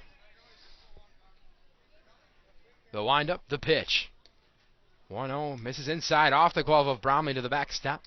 No harm done. Nobody on base here, and 1 away. The A's on the hit column, 6-5 as it stands right now. The Storm, a 3-1 edge in the errors column, something you never want. Of course, Sheboygan leading 5-2 where it matters. As a swing and a miss from Laux brings the count to 2 balls and a strike. Winfield's ready. Here it is. 2-1. Another big swing and a miss. And just like that, count back at 2-2. Would like to see Winfield stay fastball here, but we will see. The 2-2. That fastball's rocketed to the right side. This is Raff at second base. Throws to Hunt. 2 down. Here comes Cody Pangrazi. He's 0 for 2. The DH has struck out and grounded out to shortstop tonight.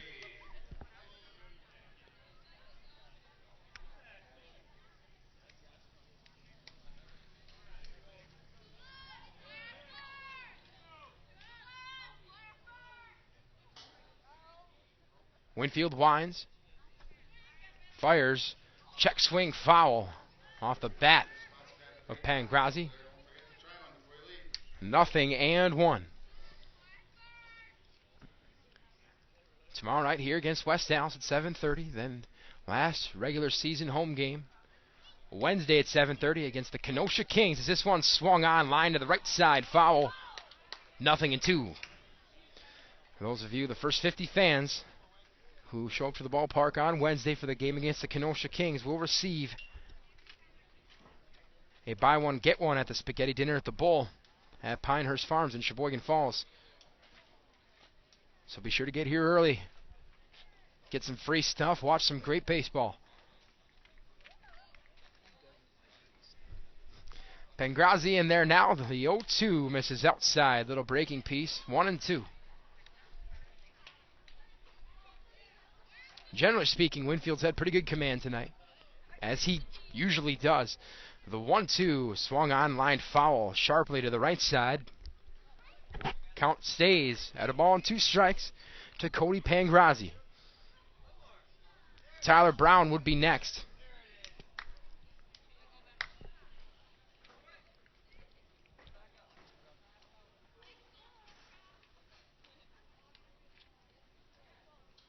The windup, the pitch. Swung on, hit hard to the left side, foul. And again, a ball and 2 strikes.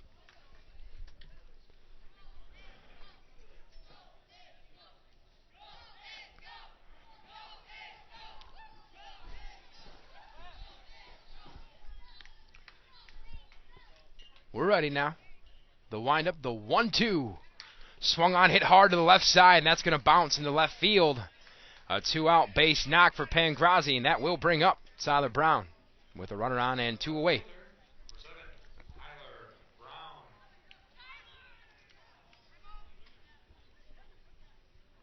Brown's 0 for 2, grounded out to first and struck out swinging his last time through. Bromley wants a brief chat with Winfield.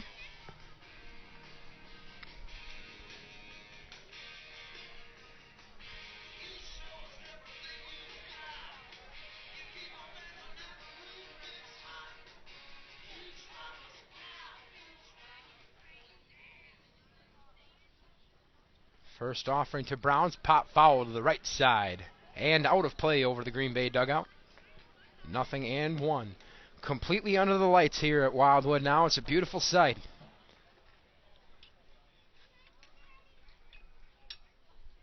Even better one would be the A's on top at the end of this. The 0-1 high and tight to Brown. Count even at a ball and a strike. Winfield a little bit out of sorts, I should say, in terms of his routine. The 1-1 is actually a throw over to first. Pangrazi slides in there. As I mentioned at the top of the broadcast, Winfield has a club record 9 saves. Not used to a ton of extended work here in Sheboygan, but nice effort tonight as the 1-1 line back up the middle. A base hit, and all of a sudden the Storm threatening with 2 down in the inning. And they will bring the tying run to the plate in the form of Chad Lundgren.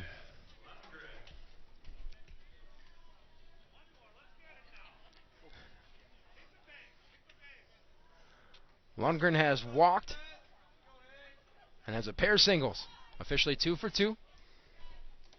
Nice when that 9th man in the order can turn over that lineup for you. It's not always the weakest hitter in the lineup or the pitcher, especially in this case, as he jumps on the first pitch off the glove of Winfield, corralled by Evans, who will simply step on second, and that'll do it. So the Storm, strand 2, get nothing at the end of 5.5 innings. Your score remains Sheboygan 5, Green Bay 2. You are listening to A's Baseball, brought to you by Charter Communications.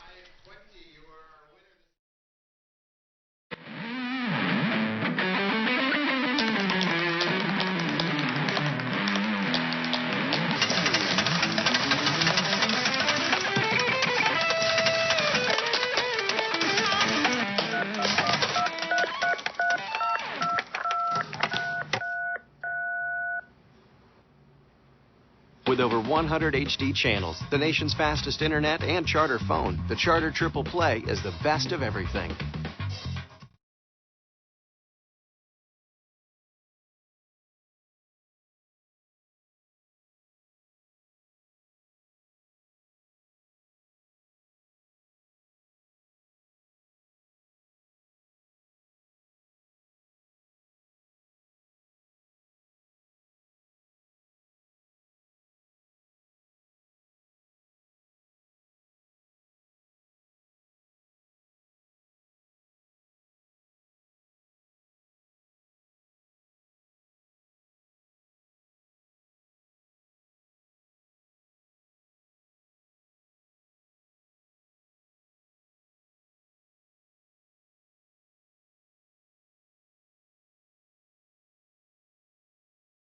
Tim Patzman to lead off the bottom of the 6th for the Sheboygan A's. They lead the Green Bay Storm 5-2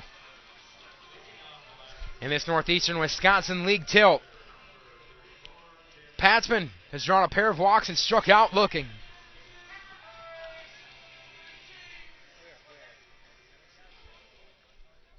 The windup and the first offering to him. Off-speed pitch misses outside, 1-0. You've seen a bit of that from Shadry. Pitching inside out at times. Just trying to keep hitters honest as the 1-0 swung on, lifted to the left side, foul. That's out of play over the Sheboygan dugout. Count even at a ball and a strike to Tim Patzman.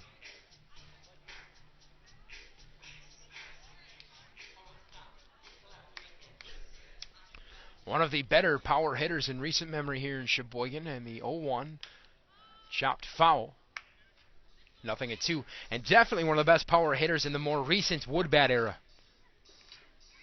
And not to take anything away from Clay Schwartz, who was recently inducted in the Hall of Fame. He hit 64 home runs in his Sheboygan A's career, which you could be using a wiffle ball bat for all I care. That's an impressive number, and especially in a semi-professional career. But a lot of those came while this league used metal bats, I should say.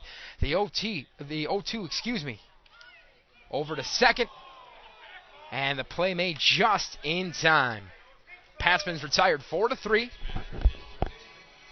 Bases clear, one away for Harry Stout. Stout 0-2, reached on an error in the third.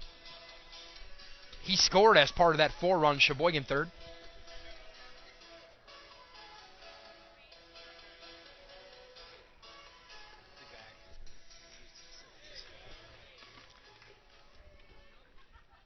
Shattery's ready into the motion. And here's the offering, a swing and a miss from Stout. He bit on that off-speed pitch. Heard him talking a bit on deck back in that third inning. That's kind of the pitch he's been looking for. And he wanted to tee up on it, just couldn't do it. The 0-1 misses high and tight as Stout ducks out of the way. Count even at a ball and a strike.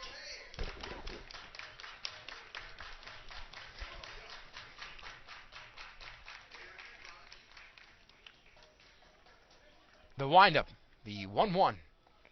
Low and in the dirt. 2 balls and a strike now.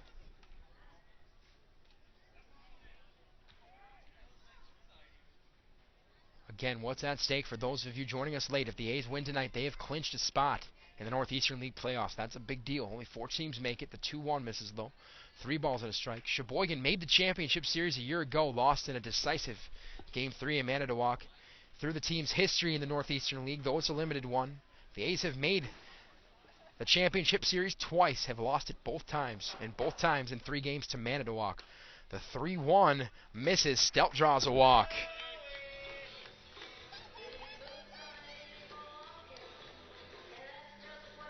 Runner on and 1 down for Chad Langley. Langley walked in the first, laid down a sac bunt in the third, doubled in the fourth. Fortunately for the A's, it appears as though Manitowoc will not factor into the Northeastern League playoffs this year. Still mathematically alive, but being brutally honest, mathematically is about it. So the 1-0 misses outside. They need some serious help. 4 games back of everyone who's in the playoffs. They've got 5 to play. A lot of wins and some decent help. Some team to hit a cold streak. It's not impossible, but not that likely. The 1-0 misses outside. 2-0. The Appleton Legends were eliminated, as I said earlier in the broadcast. They were eliminated from Northeastern League playoff contention when they were swept at the hands of the Oshkosh Giants on Saturday. So they're out.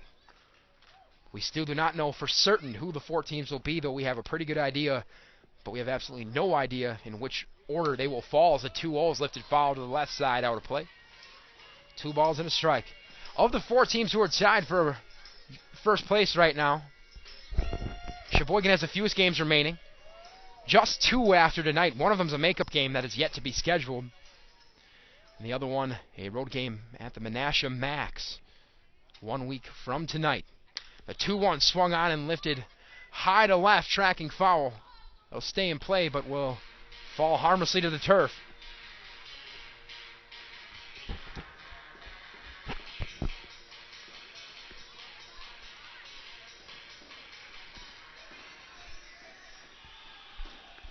Menasha, though they sit atop the division technically at 8-5, have 7 games left on their Northeastern League slate. So the A's, unfortunately, no matter how well they do, will have to sit on their hands and wait a while to see where they factor into the playoff picture, technically speaking, if at all. As the 2-2 misses outside to Langley, worked them full. Runner on first, 1 down.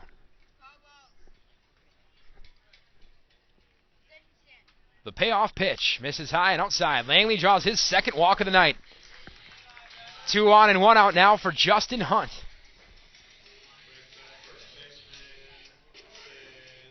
Hunt struck out in the first, singled in a run as part of that 3-run third, and flew out to right back in the fourth.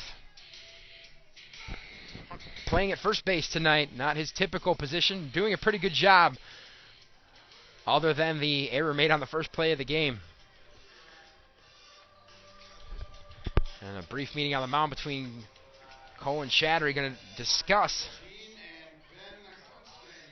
what the hot sign is when he gives the full set.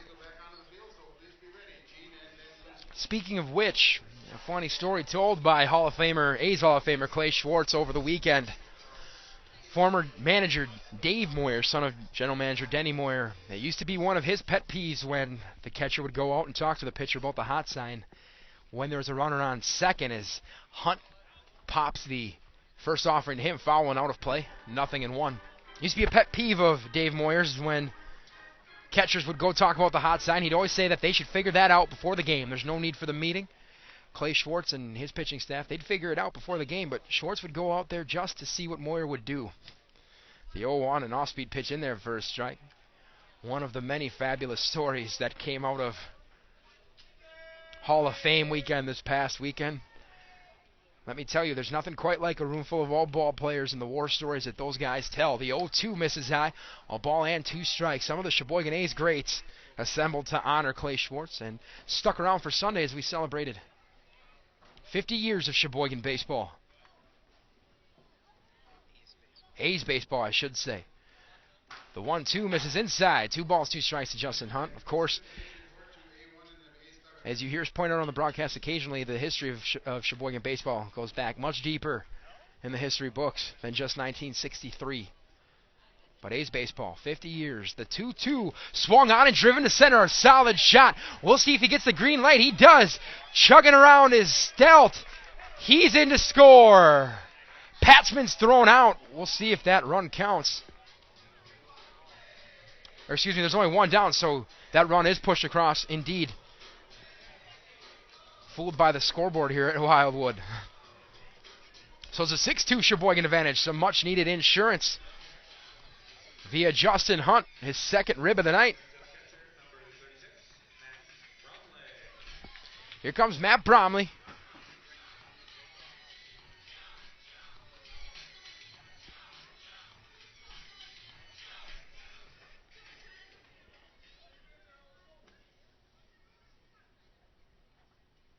Bromley was reached on an error, was caught stealing. He's grounded out and reached on an error again an inning ago as he looks at strike one. 0-1. Grant Evans waits on deck. Runner on first. 2 away. A run in here in the frame. A 6-2 A's lead. Stretching the pitch from Shadry. Strike at the knees. Quickly, no balls, 2 strikes to Matt Bromley.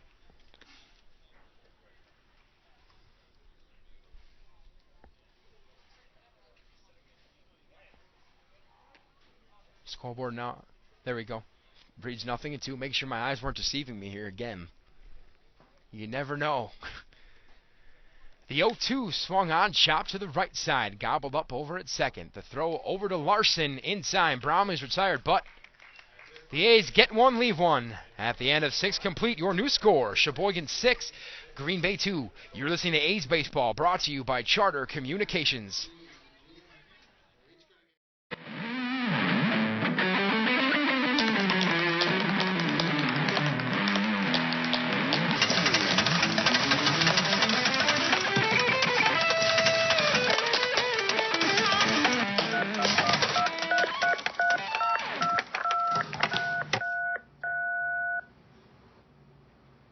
With over 100 HD channels, the nation's fastest internet, and Charter phone, the Charter Triple Play is the best of everything.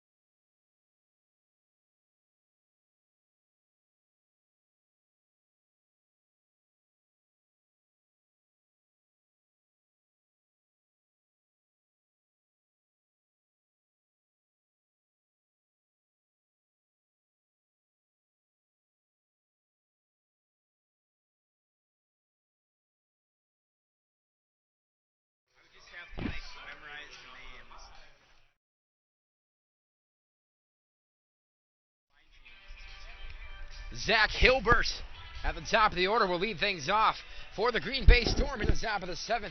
The Sheboygan A's lead the Green Bay Storm 6-2. On to tell you about it, here's Jared Ertman. Jared. Thanks, Nate, and of course Hilbert, the leadoff hitter for Green Bay, reached on an error and has flown out this game, and now a shot into right is caught by Pearson. One pitch, one away for Green Bay. And if you're a pitcher, that's what you like to see. That'll keep your pitch count low. And if you're the opposing manager, that's what you don't like to see. Lack of play discipline. It was a shot, but an out nonetheless. Riley Spetz was reached once this evening, also struck out. Looks at strike one. And this indeed turning into a very nice evening here at Wildwood Park. Foul away, makes for strike two. Into the Green Bay dugout. Had to duck and cover there. After one of the many heat advisory days we have had this summer. Turned into a very nice night, about 80 degrees. Breeze now coming off the lake after a hard west wind blew for most of the day. Couldn't ask for a better night.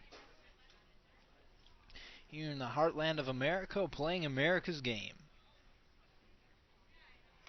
Swing and a miss, and Spetz goes down. How about that? Winfield racks up another 5 on the evening. Doing very well in one of his more extended appearances. Of course, it's been noted this evening that Winfield is a reliever more than anything, but tonight he has done admirable work on the mound. And now he will face John Rupno. Last time up, Rupno struck out. Winfield's not going to get him that way. He throws a high ball.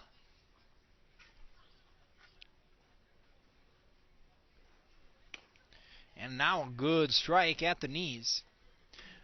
Of course, it is much talked about.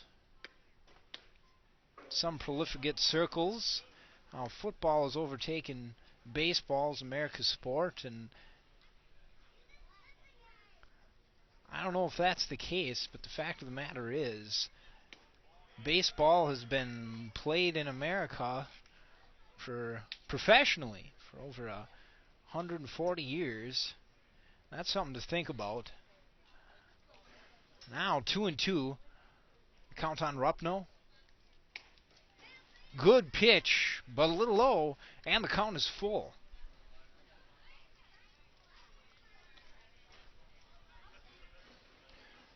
So now Winfield here shakes one off, winds and delivers. A little low, and that will send Rupno to first. Winfield not happy, but not too perturbed. Talking with Gromlin, the umpire, to find out where that pitch missed. Now the catcher, Doug Coe, comes to the plate. Coe was hit by a pitch in the first, and now looks to maybe get a hit. Winfield has handled him. Certainly not overpowered him. He's grounded out and lined out. Hit a shot straight to Stelt. Now throw to first. Rupno back in plenty of time.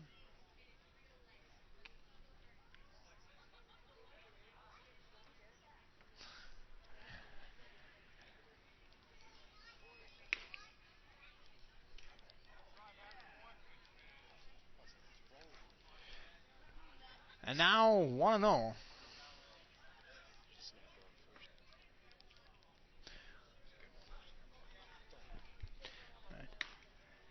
Now 2-0. High ball thrown.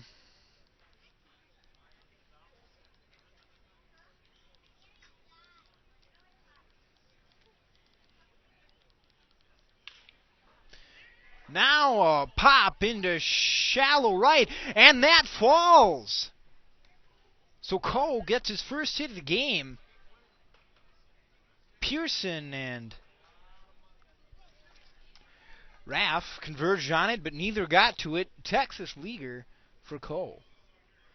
2 men on, 2 outs for Green Bay, and Stuart Larson comes to the plate now, having yet to reach base in this game.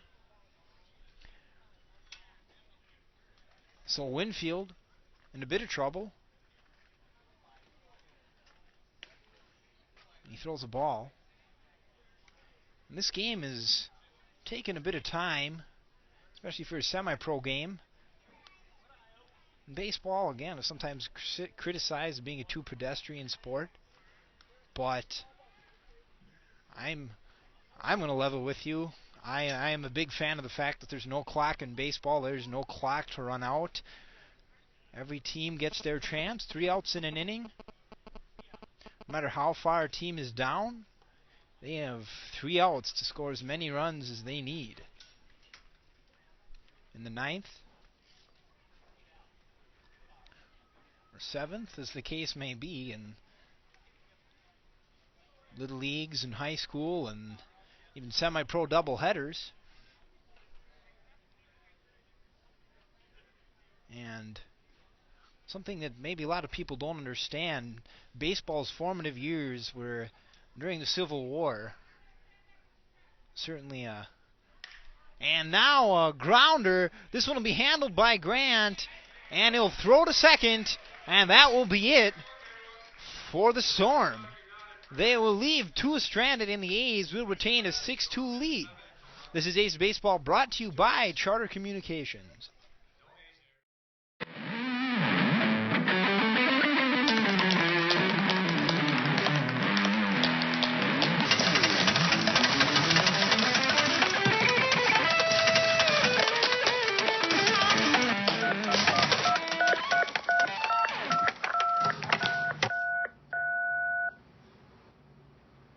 With over 100 HD channels, the nation's fastest internet, and Charter phone, the Charter Triple Play is the best of everything.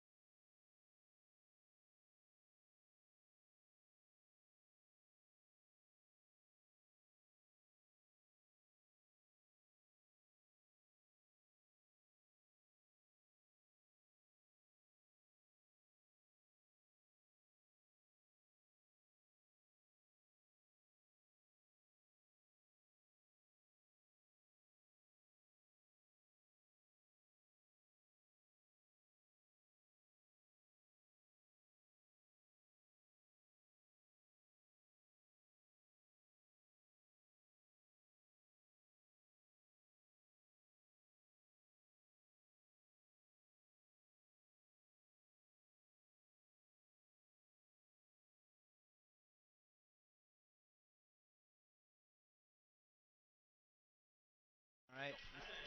Grant Evans leading off for the A's here in their portion of the 7th.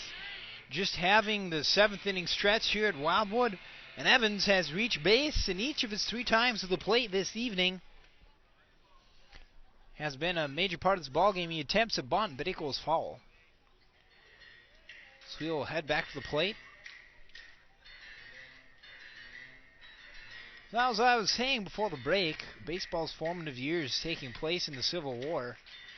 And then a nice pedestrian game was, I suppose, what the country needed to take its mind off the horrors of bloody war America has seen. And now a shot into deep right center, and that will fall for Evans. And Evans will chug for second. The throw not in time and low in any event. And that is his 3rd double of the night. An outstanding offensive night for Grant Evans. How about that? Sam Raff will now come to the plate. He is 1 for 3 this evening. Looking to go 2 for 4. That's another thing about the game of baseball, especially in the late innings. Of course, 1 for 3 would gives you a 333 average for the game, and that's good. 1 for 5 will give you 200, which isn't so good. 2 for 4 will give you 500, which is impossible to hit on a season, at least in any level above high school. You see outstanding high school players do that.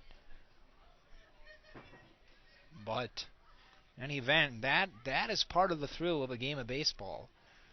Single throw, a single swing, single out can have so much effect. You can say that about other sports. Of course, the great Vince Lombardi said football games are decided maybe on 3 plays, 3 or 4 plays in a game. You should go hard on every play. I suppose in any endeavor in life, you want to give 100% every time.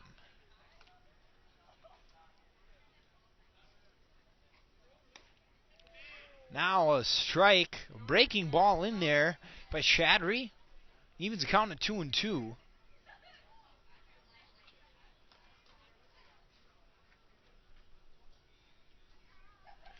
No outs yet. Evans on second. Swing and a grounder to second. I believe that'll be logged as sacrifice for Raff as he does advance Evans to third. Back to the top of the order with John Capasso, who has reached 3 times this evening. Has walked twice. Is officially 1 for 2 with a single and a sacrifice. So again, we see that Capasso has a chance here to go from 500 on the game to maybe an even 2/3 and perhaps 1/3. Infield cheating way in on Capasso, not wanting to let Evans score. Maybe anticipating a sacrifice bunt, suicide squeeze. Again, one of the exciting plays in baseball. Of course,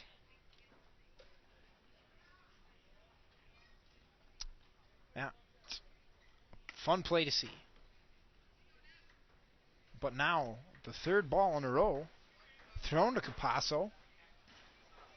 I doubt he will have the green light here. Perhaps. We'll see. Shadry takes his sign and delivers, and he does indeed have the green light. And good thing for the A's, because he will hit a single through the middle and score Evans. How about that? How about that? So the A's improve their lead 7-2, and this will bring up Pearson. Pearson struggling mightily tonight, 0 for 4. So again, with a hit here, he can bring his total for the evening to a not terrible 200. Or he can go a dismal 0 for 5. Or he could take a walk and remain at 0 4. You never know. You never know. Maybe that's what some people don't like about baseball. Nothing happens for a while, and then of a blink of an eye, boom. The whole game changes. I alluded to that before, but for me, that's what makes the game. Of course, Pearson, batting in the 2nd spot, has done some damage this year there. Batting .333 coming into this game. He'll still be batting over 300. And there he goes. 1 for 5 this evening as he lines a single through the left side of the infield. And the A's have runners on first and second. Tim Patzman comes to the plate. He is 0 for 2 this evening with a .500 OBP, on base percentage, for those of you who are untutored, as he has drawn 2 walks. An on base percentage, perhaps a statistic just as or more important than batting average. Certainly the recent book-turned-movie Moneyball argues so. And it's funny, if you read that book, they describe the ideal offensive player, one who will take walks, get on first, and get long hits, a good pure hitter. To me, I found they were basically describing Ted Williams. Of course, the late great hitter of the Red Sox, last man to hit 400 over 70 years ago. The 1941 season, the same season that Joe DiMaggio had his record-setting hit streak that has yet to be broken. So essentially 2 unbroken records in one of the greatest seasons baseball has ever seen. An interesting fact is the argument of what's better, consistency over a season, over just a string of games. Williams batted over 500 points better than DiMaggio on the season. So here at Wildwood, advancing 70 years, 2-0 to Patzman. Advancing 70 years and regressing several skill levels. Not to take anything away from the players here. I love the A's. Of course, if I didn't, I wouldn't be here. Foul back on the 3-0 pitch by Patzman. Must have liked it, but it didn't do much for him. And that shows why I'm not a fan of swinging at the 3-0 pitch. Worst case scenario, you're up, the batter is up 3-1. The absolute worst thing that can happen. Of course, much worse things can happen swinging at it. And now he fouls one away up the third base line. 3-2. And that is a full count, of course. Patzman searching for a hit.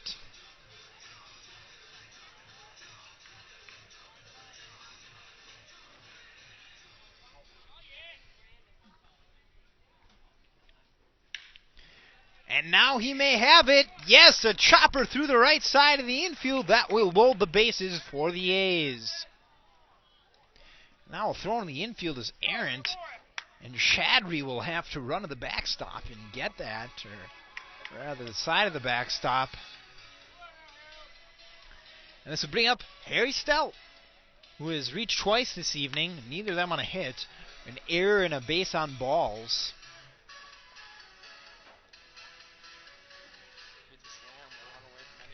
Yeah. Stelt having a great year, and it would be something here to see him get a hit. Of course, he has shown that he can be dangerous in any situation.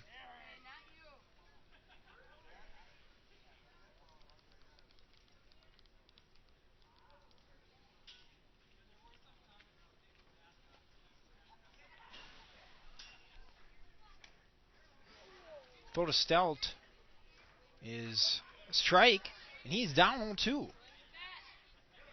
course, here, ground ball could lead to a double play. That's not what the A's want to see. Wouldn't do them too much harm, up 7-2 here in the later innings. Ground ball to short, to second, but that will be a fielder's choice, and a run scored for the A's. So 8-2 now for the A's.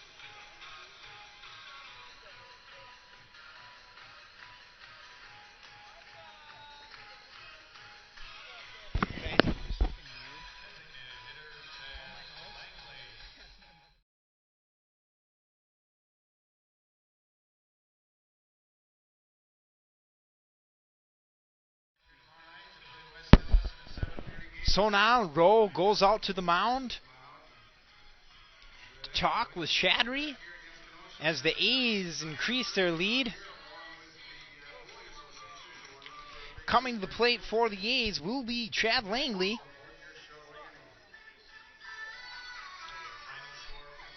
Langley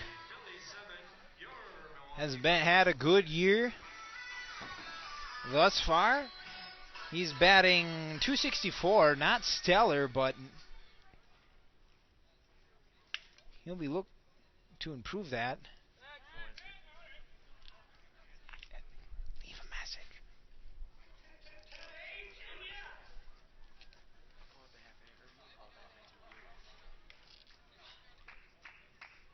Now Langley swings at a high fastball. High heat leaves him down 0-1.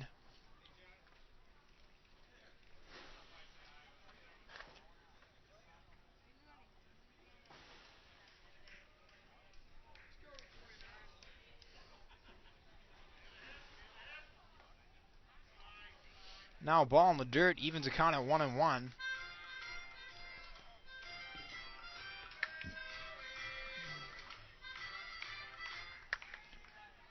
And we shall see what develops here. 1-1, 2 outs, men on the corners for the A's. Pitch, contact made, but that is a liner to short, which will end the inning. A's extend their lead 8-2 over the Green Bay Storm. This is Sheboygan A's Baseball brought to you by Charter Communications.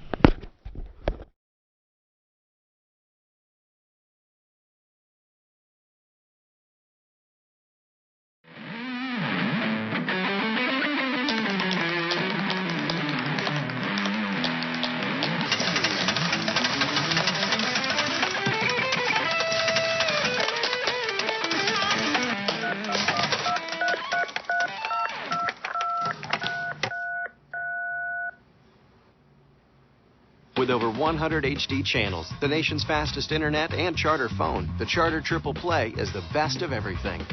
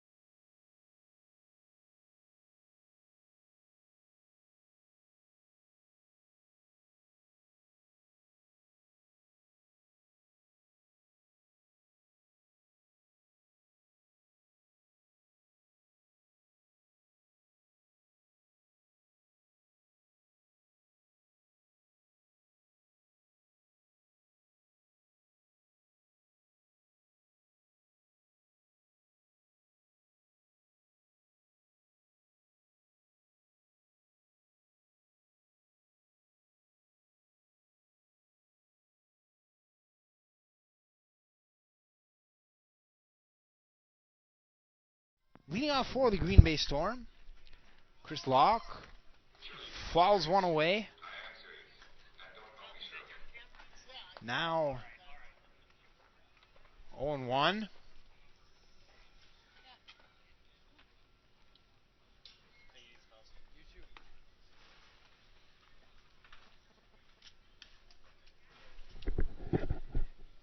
Locke now looking to get back in the count. Little help from Winfield. 2-1 the count.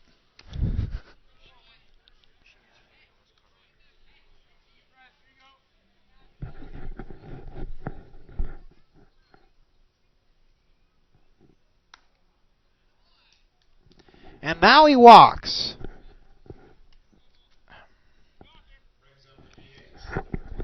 This will bring up the DH, number 24, Cody Pengrazi.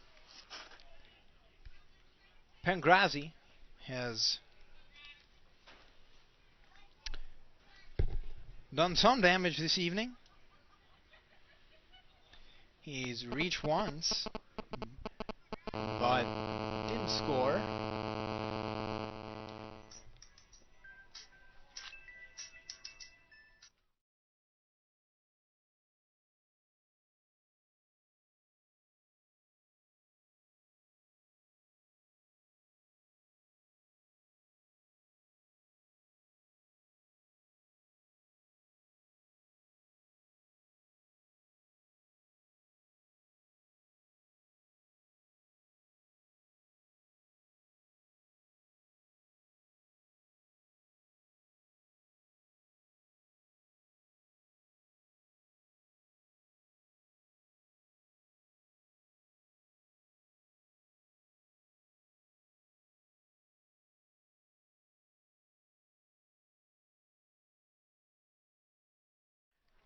A little bit of technical difficulty here.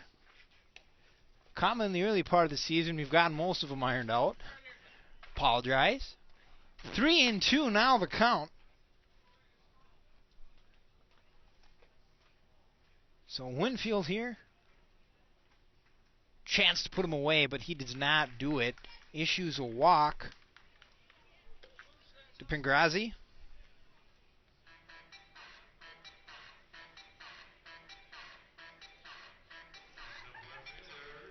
And now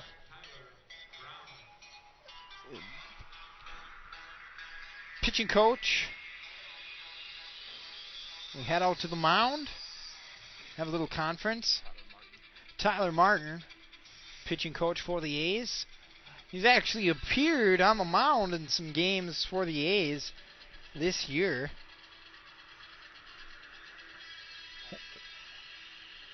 And even at the plate, in fact, he has logged one at bat on the season and is showing a 3 ERA in his many innings pitched. So, as sometimes happens in semi-pro ball, coaches being pushed into playing. But there was a time that even in the major leagues, the term player manager was not unheard of. Of course, there was also a time in the major leagues when, well, now a grounder, double play opportunity, but the throw to first is up, and the fielder's choice will be logged. Grant Evans got the grounder, flipped it to Raff. The throw was high. Hunt could not haul it down in time. So now runners on the corners with one out. Stuart Larson now.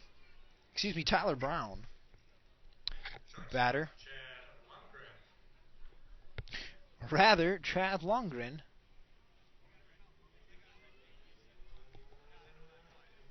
A little bit of confusion. Even the umpire discussing with the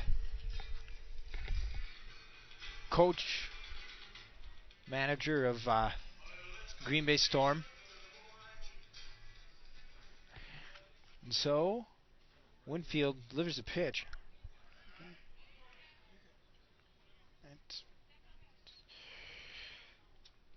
So 0-1 the count to Lundgren.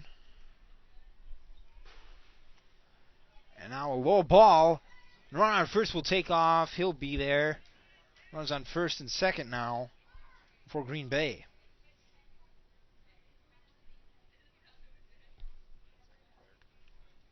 Second and third, as it were. Losing a little bit here in the late innings, folks. Apologize for that. But Winfield is not, hopefully not, delivers a ball that Lundgren must dodge. 2-1. Winfield again has pitched very well for such an extended start. Now delivers ball 3. 3-1. One out, runners on second and third.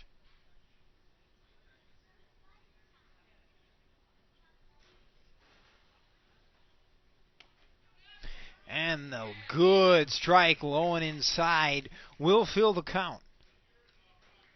So Winfield takes the sign, takes a deep breath, sets, and delivers. Ball 4. Lundgren looked like he wanted it, but he held back.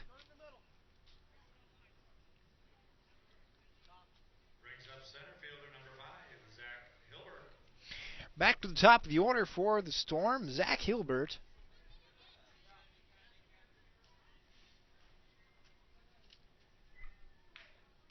Hilbert's only time on base was due to a Sheboygan error in the first.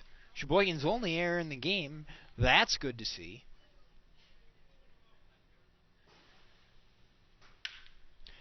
And now a line drive will lead to a double play for the A's as Raff handles it and throws to first. And that's a baseball play that you like to see. if it happens to your team, or your team is in the field. And the A's retain their lead, 6 runs over the Green Bay Storm. This is A's Baseball, brought to you by Charter Communications.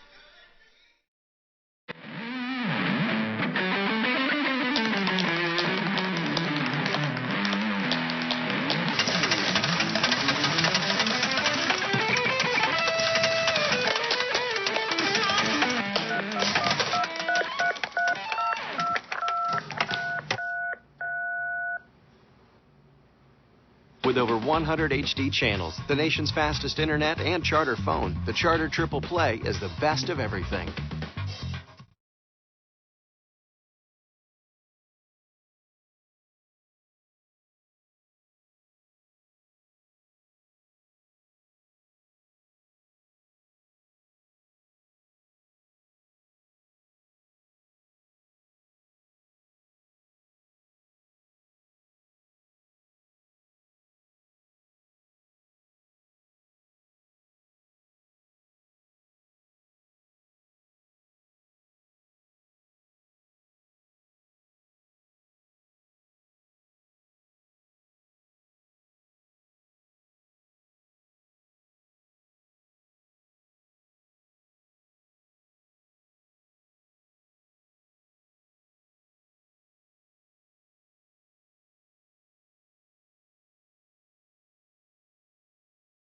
So into the A's portion of the 8th we go.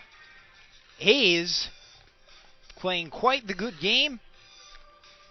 Are leading the hits column 12-6. Only committed 1 error in the game. New pitcher now for the Green Bay Storm, Ethan Bromowski, and he will be pitching to Chad Langley. Justin Hunt. Langley making the last out this past inning.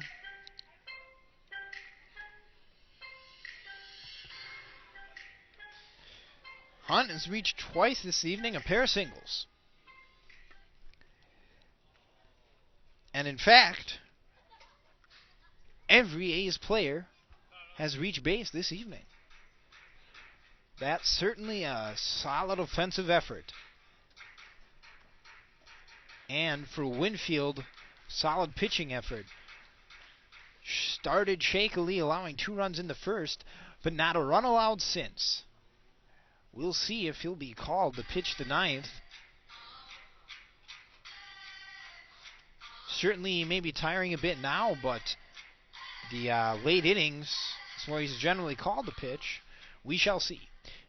In any event, a grounder hit by Hunt, handled at short, and he is thrown out 1 away. Pearson's up in the pen. And in fact, Drew Pearson is up in the pen to pitch the 9th.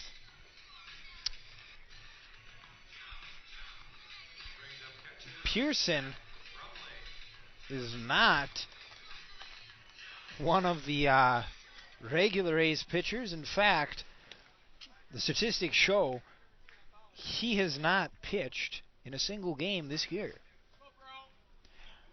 ISA's manager Kyle Troon is figuring that the lead is comfortable.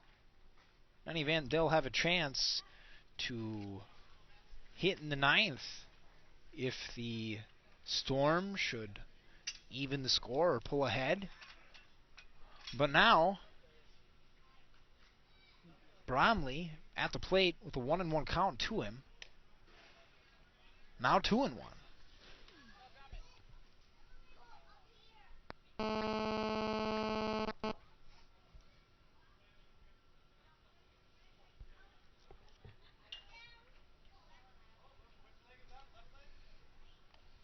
Ball in the dirt will make the count 3-1.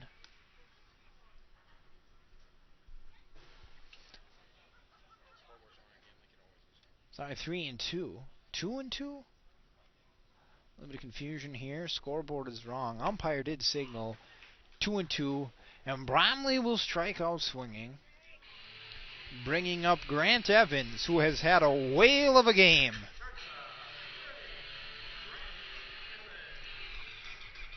Certainly the player of the game this evening for the A's. 3 doubles and a fielder's choice as well as a stolen base. He'll look at strike 1. 2 outs now on the A's. Evans will make contact, and that will be his 3rd hit of the evening. This one a single through the left side of the infield.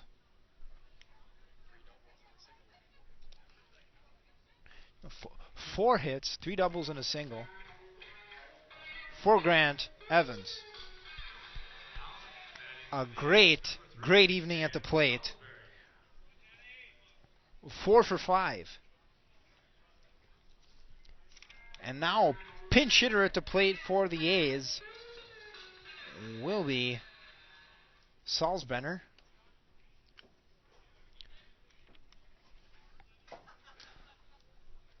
Salzbrenner hitting for Raff.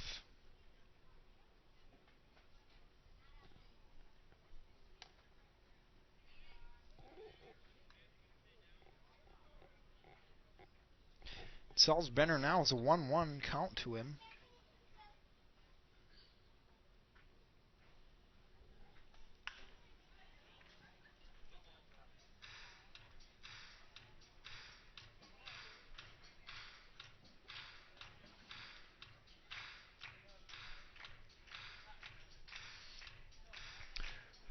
Two and two now, the count signaled by the umpire.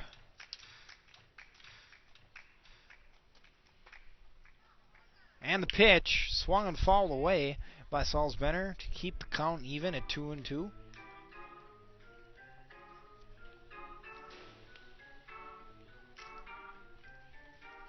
So Bramowski looking to keep the A's from extending their lead.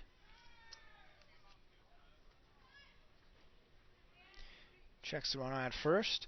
Sets and delivers. This one hit foul up the right field line. So 2 fouls away. 2 strikes by Salzbrenner.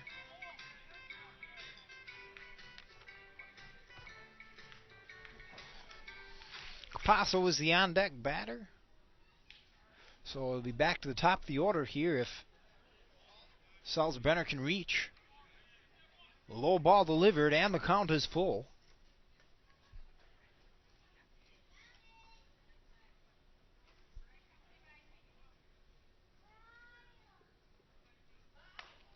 And another low ball delivered, and Salzbrenner will reach on a walk.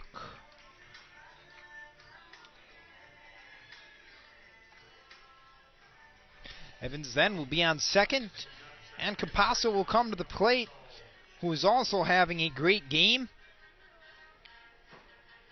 He has 3 singles on the day, stolen base, and a sacrifice. Oh, he is 4 for 5. Well, you're going to go 5 for 6. That's what you call a stat-boosting game.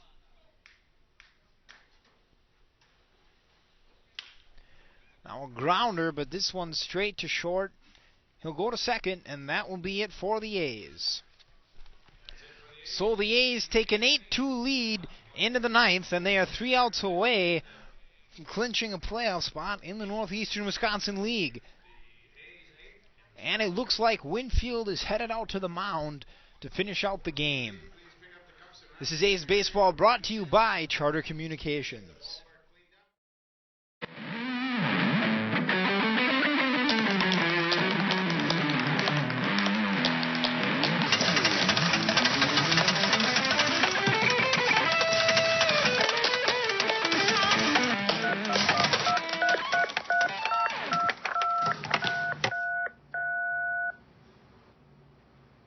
With over 100 HD channels, the nation's fastest internet, and Charter phone, the Charter Triple Play is the best of everything.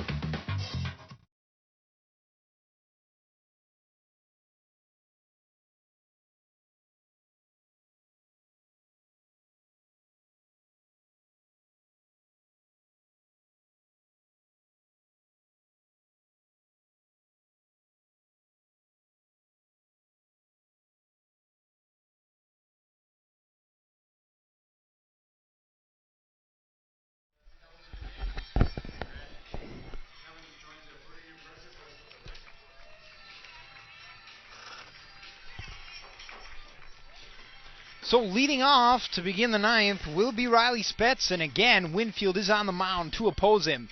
Here to bring you the rest of the way is Nathan Wolfel. Nate? Thank you very much, Jared. Actually, a pinch hitter now stepping in for Riley Spetz. First man in will be A.J. Drawlinger, seeing his first action of the night as he swings and misses at the first offering from Winfield, 0-1.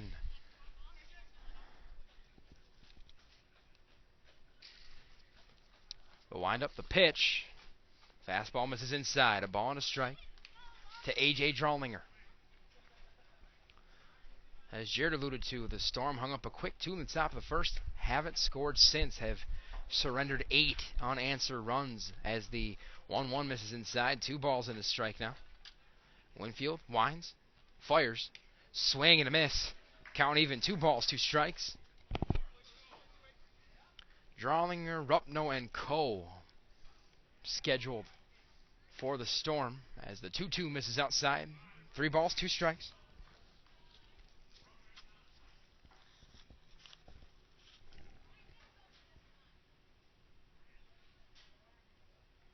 The pitch misses inside. He issues a leadoff walk. Winfield trying to nibble a little bit, and it burned him.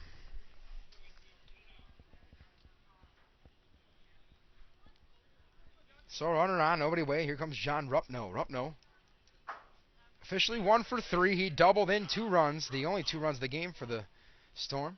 He walked in the 7th, has flown out and struck out. He looks at strike 1 right down the pipe. 0-1. Ground ball would be fabulous here. We'll see if Winfield can induce that double play. Winfield sets, kicks, delivers, swing and a miss, and Winfield way ahead here at 0-2.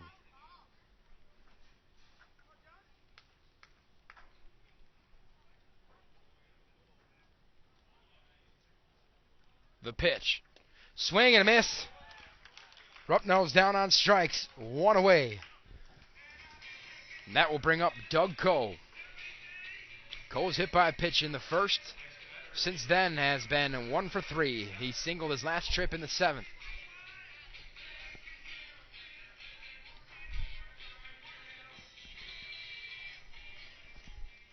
Coe, right-handed hitter, doesn't run quite as well as he used to, but hustles hard, and that makes up for a lot as he looks at strike 1.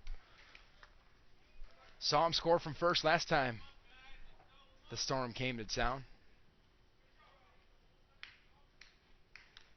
The 0-1 followed straight back quickly, 0-2 to Coe. Stuart Larson would be next.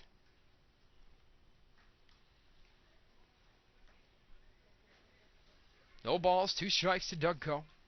Winfield stares into Bromley for the sign. Gets one he likes. He's ready. The pitch. Swing and a miss, and Coe dismissed on strikes. 3 pitches, 3 strikes, and they're down to their last out are the Green Bay Storm. Pinch hitter here now for Larson.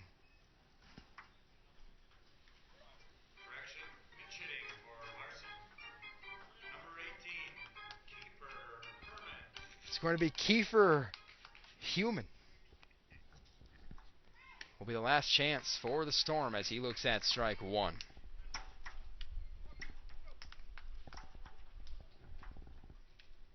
The stretch in the 0-1. Strike 2 call in the outside corner. You're down by 6 with the runner on and 2 out. You got to take the bat off your shoulder. Little evidence of a wider strike zone there. For better or for worse. The 0-2 swung on, and this is dribbled over to Raff. It's going to be a tough play, and actually this is Evans who's going to come across from short. Step on the bag. That's your ball game. That's a big win for the Sheboygan A's. And the A's clinch their 2nd playoff berth in as many days. They will be in the Northeastern Wisconsin League playoffs. They are the only team who can say that right now. An 11-7 mark. They will for sure be one of the 4 teams in the NEW playoffs. via an 8-2 win over the Green Bay Storm. They improved to 9-1 at home against Northeastern Wisconsin League foes on the season. Manitowoc was the only team to come in here and win in the Northeastern League. They won on July 9th, 5-4. Other than that, no one from the Northeastern League has come in here and won a ball game, and that turns to the next order of business. That is why home field advantage is so important. The A's will be fighting for that. Top 2 seeds get home field advantage. That's the next order of business. Some quick line scores for you. First for the Green Bay Storm, 2 runs on 6 hits, committed 3 errors, which definitely factored in this one. For the hometown and victorious Sheboygan A's, 8 runs on 12 hits. They commit 1 error, improved to 29-21 on the season, 11-7 in the Northeastern Wisconsin League. And they split the season series with the Green Bay Storm and continue to thrust themselves into that playoff picture. They're guaranteed a spot, still in contention for first place, going to need some help. But that's something that will be factored out, not really in the hands of the A's, who only have 2 league games remaining. The next scheduled one is a road game at Menasha, a big game a week from tonight. But we'll worry about that when the time comes. First things first, next broadcast, next home game, tomorrow night, the West Allis Nationals come in here. They stole a win from Sheboygan early in June. The A's looking to return the favor. First pitch of that game will be at 7:30. We'll have that for you right here on SheboyganBaseball.org. For Jared Ertman, I'm Nate Wolfel. Thank you very much for joining us. Once again, your final score from Wildwood Park in Sheboygan. The A's, 8. The Green Bay Storm, 2. The A's are going to the Northeastern Wisconsin League playoffs. What a feeling it is. Seeing you next time. Wishing you a pleasant good evening from Wildwood. You have been listening to A's Baseball, brought to you by Charter Communications.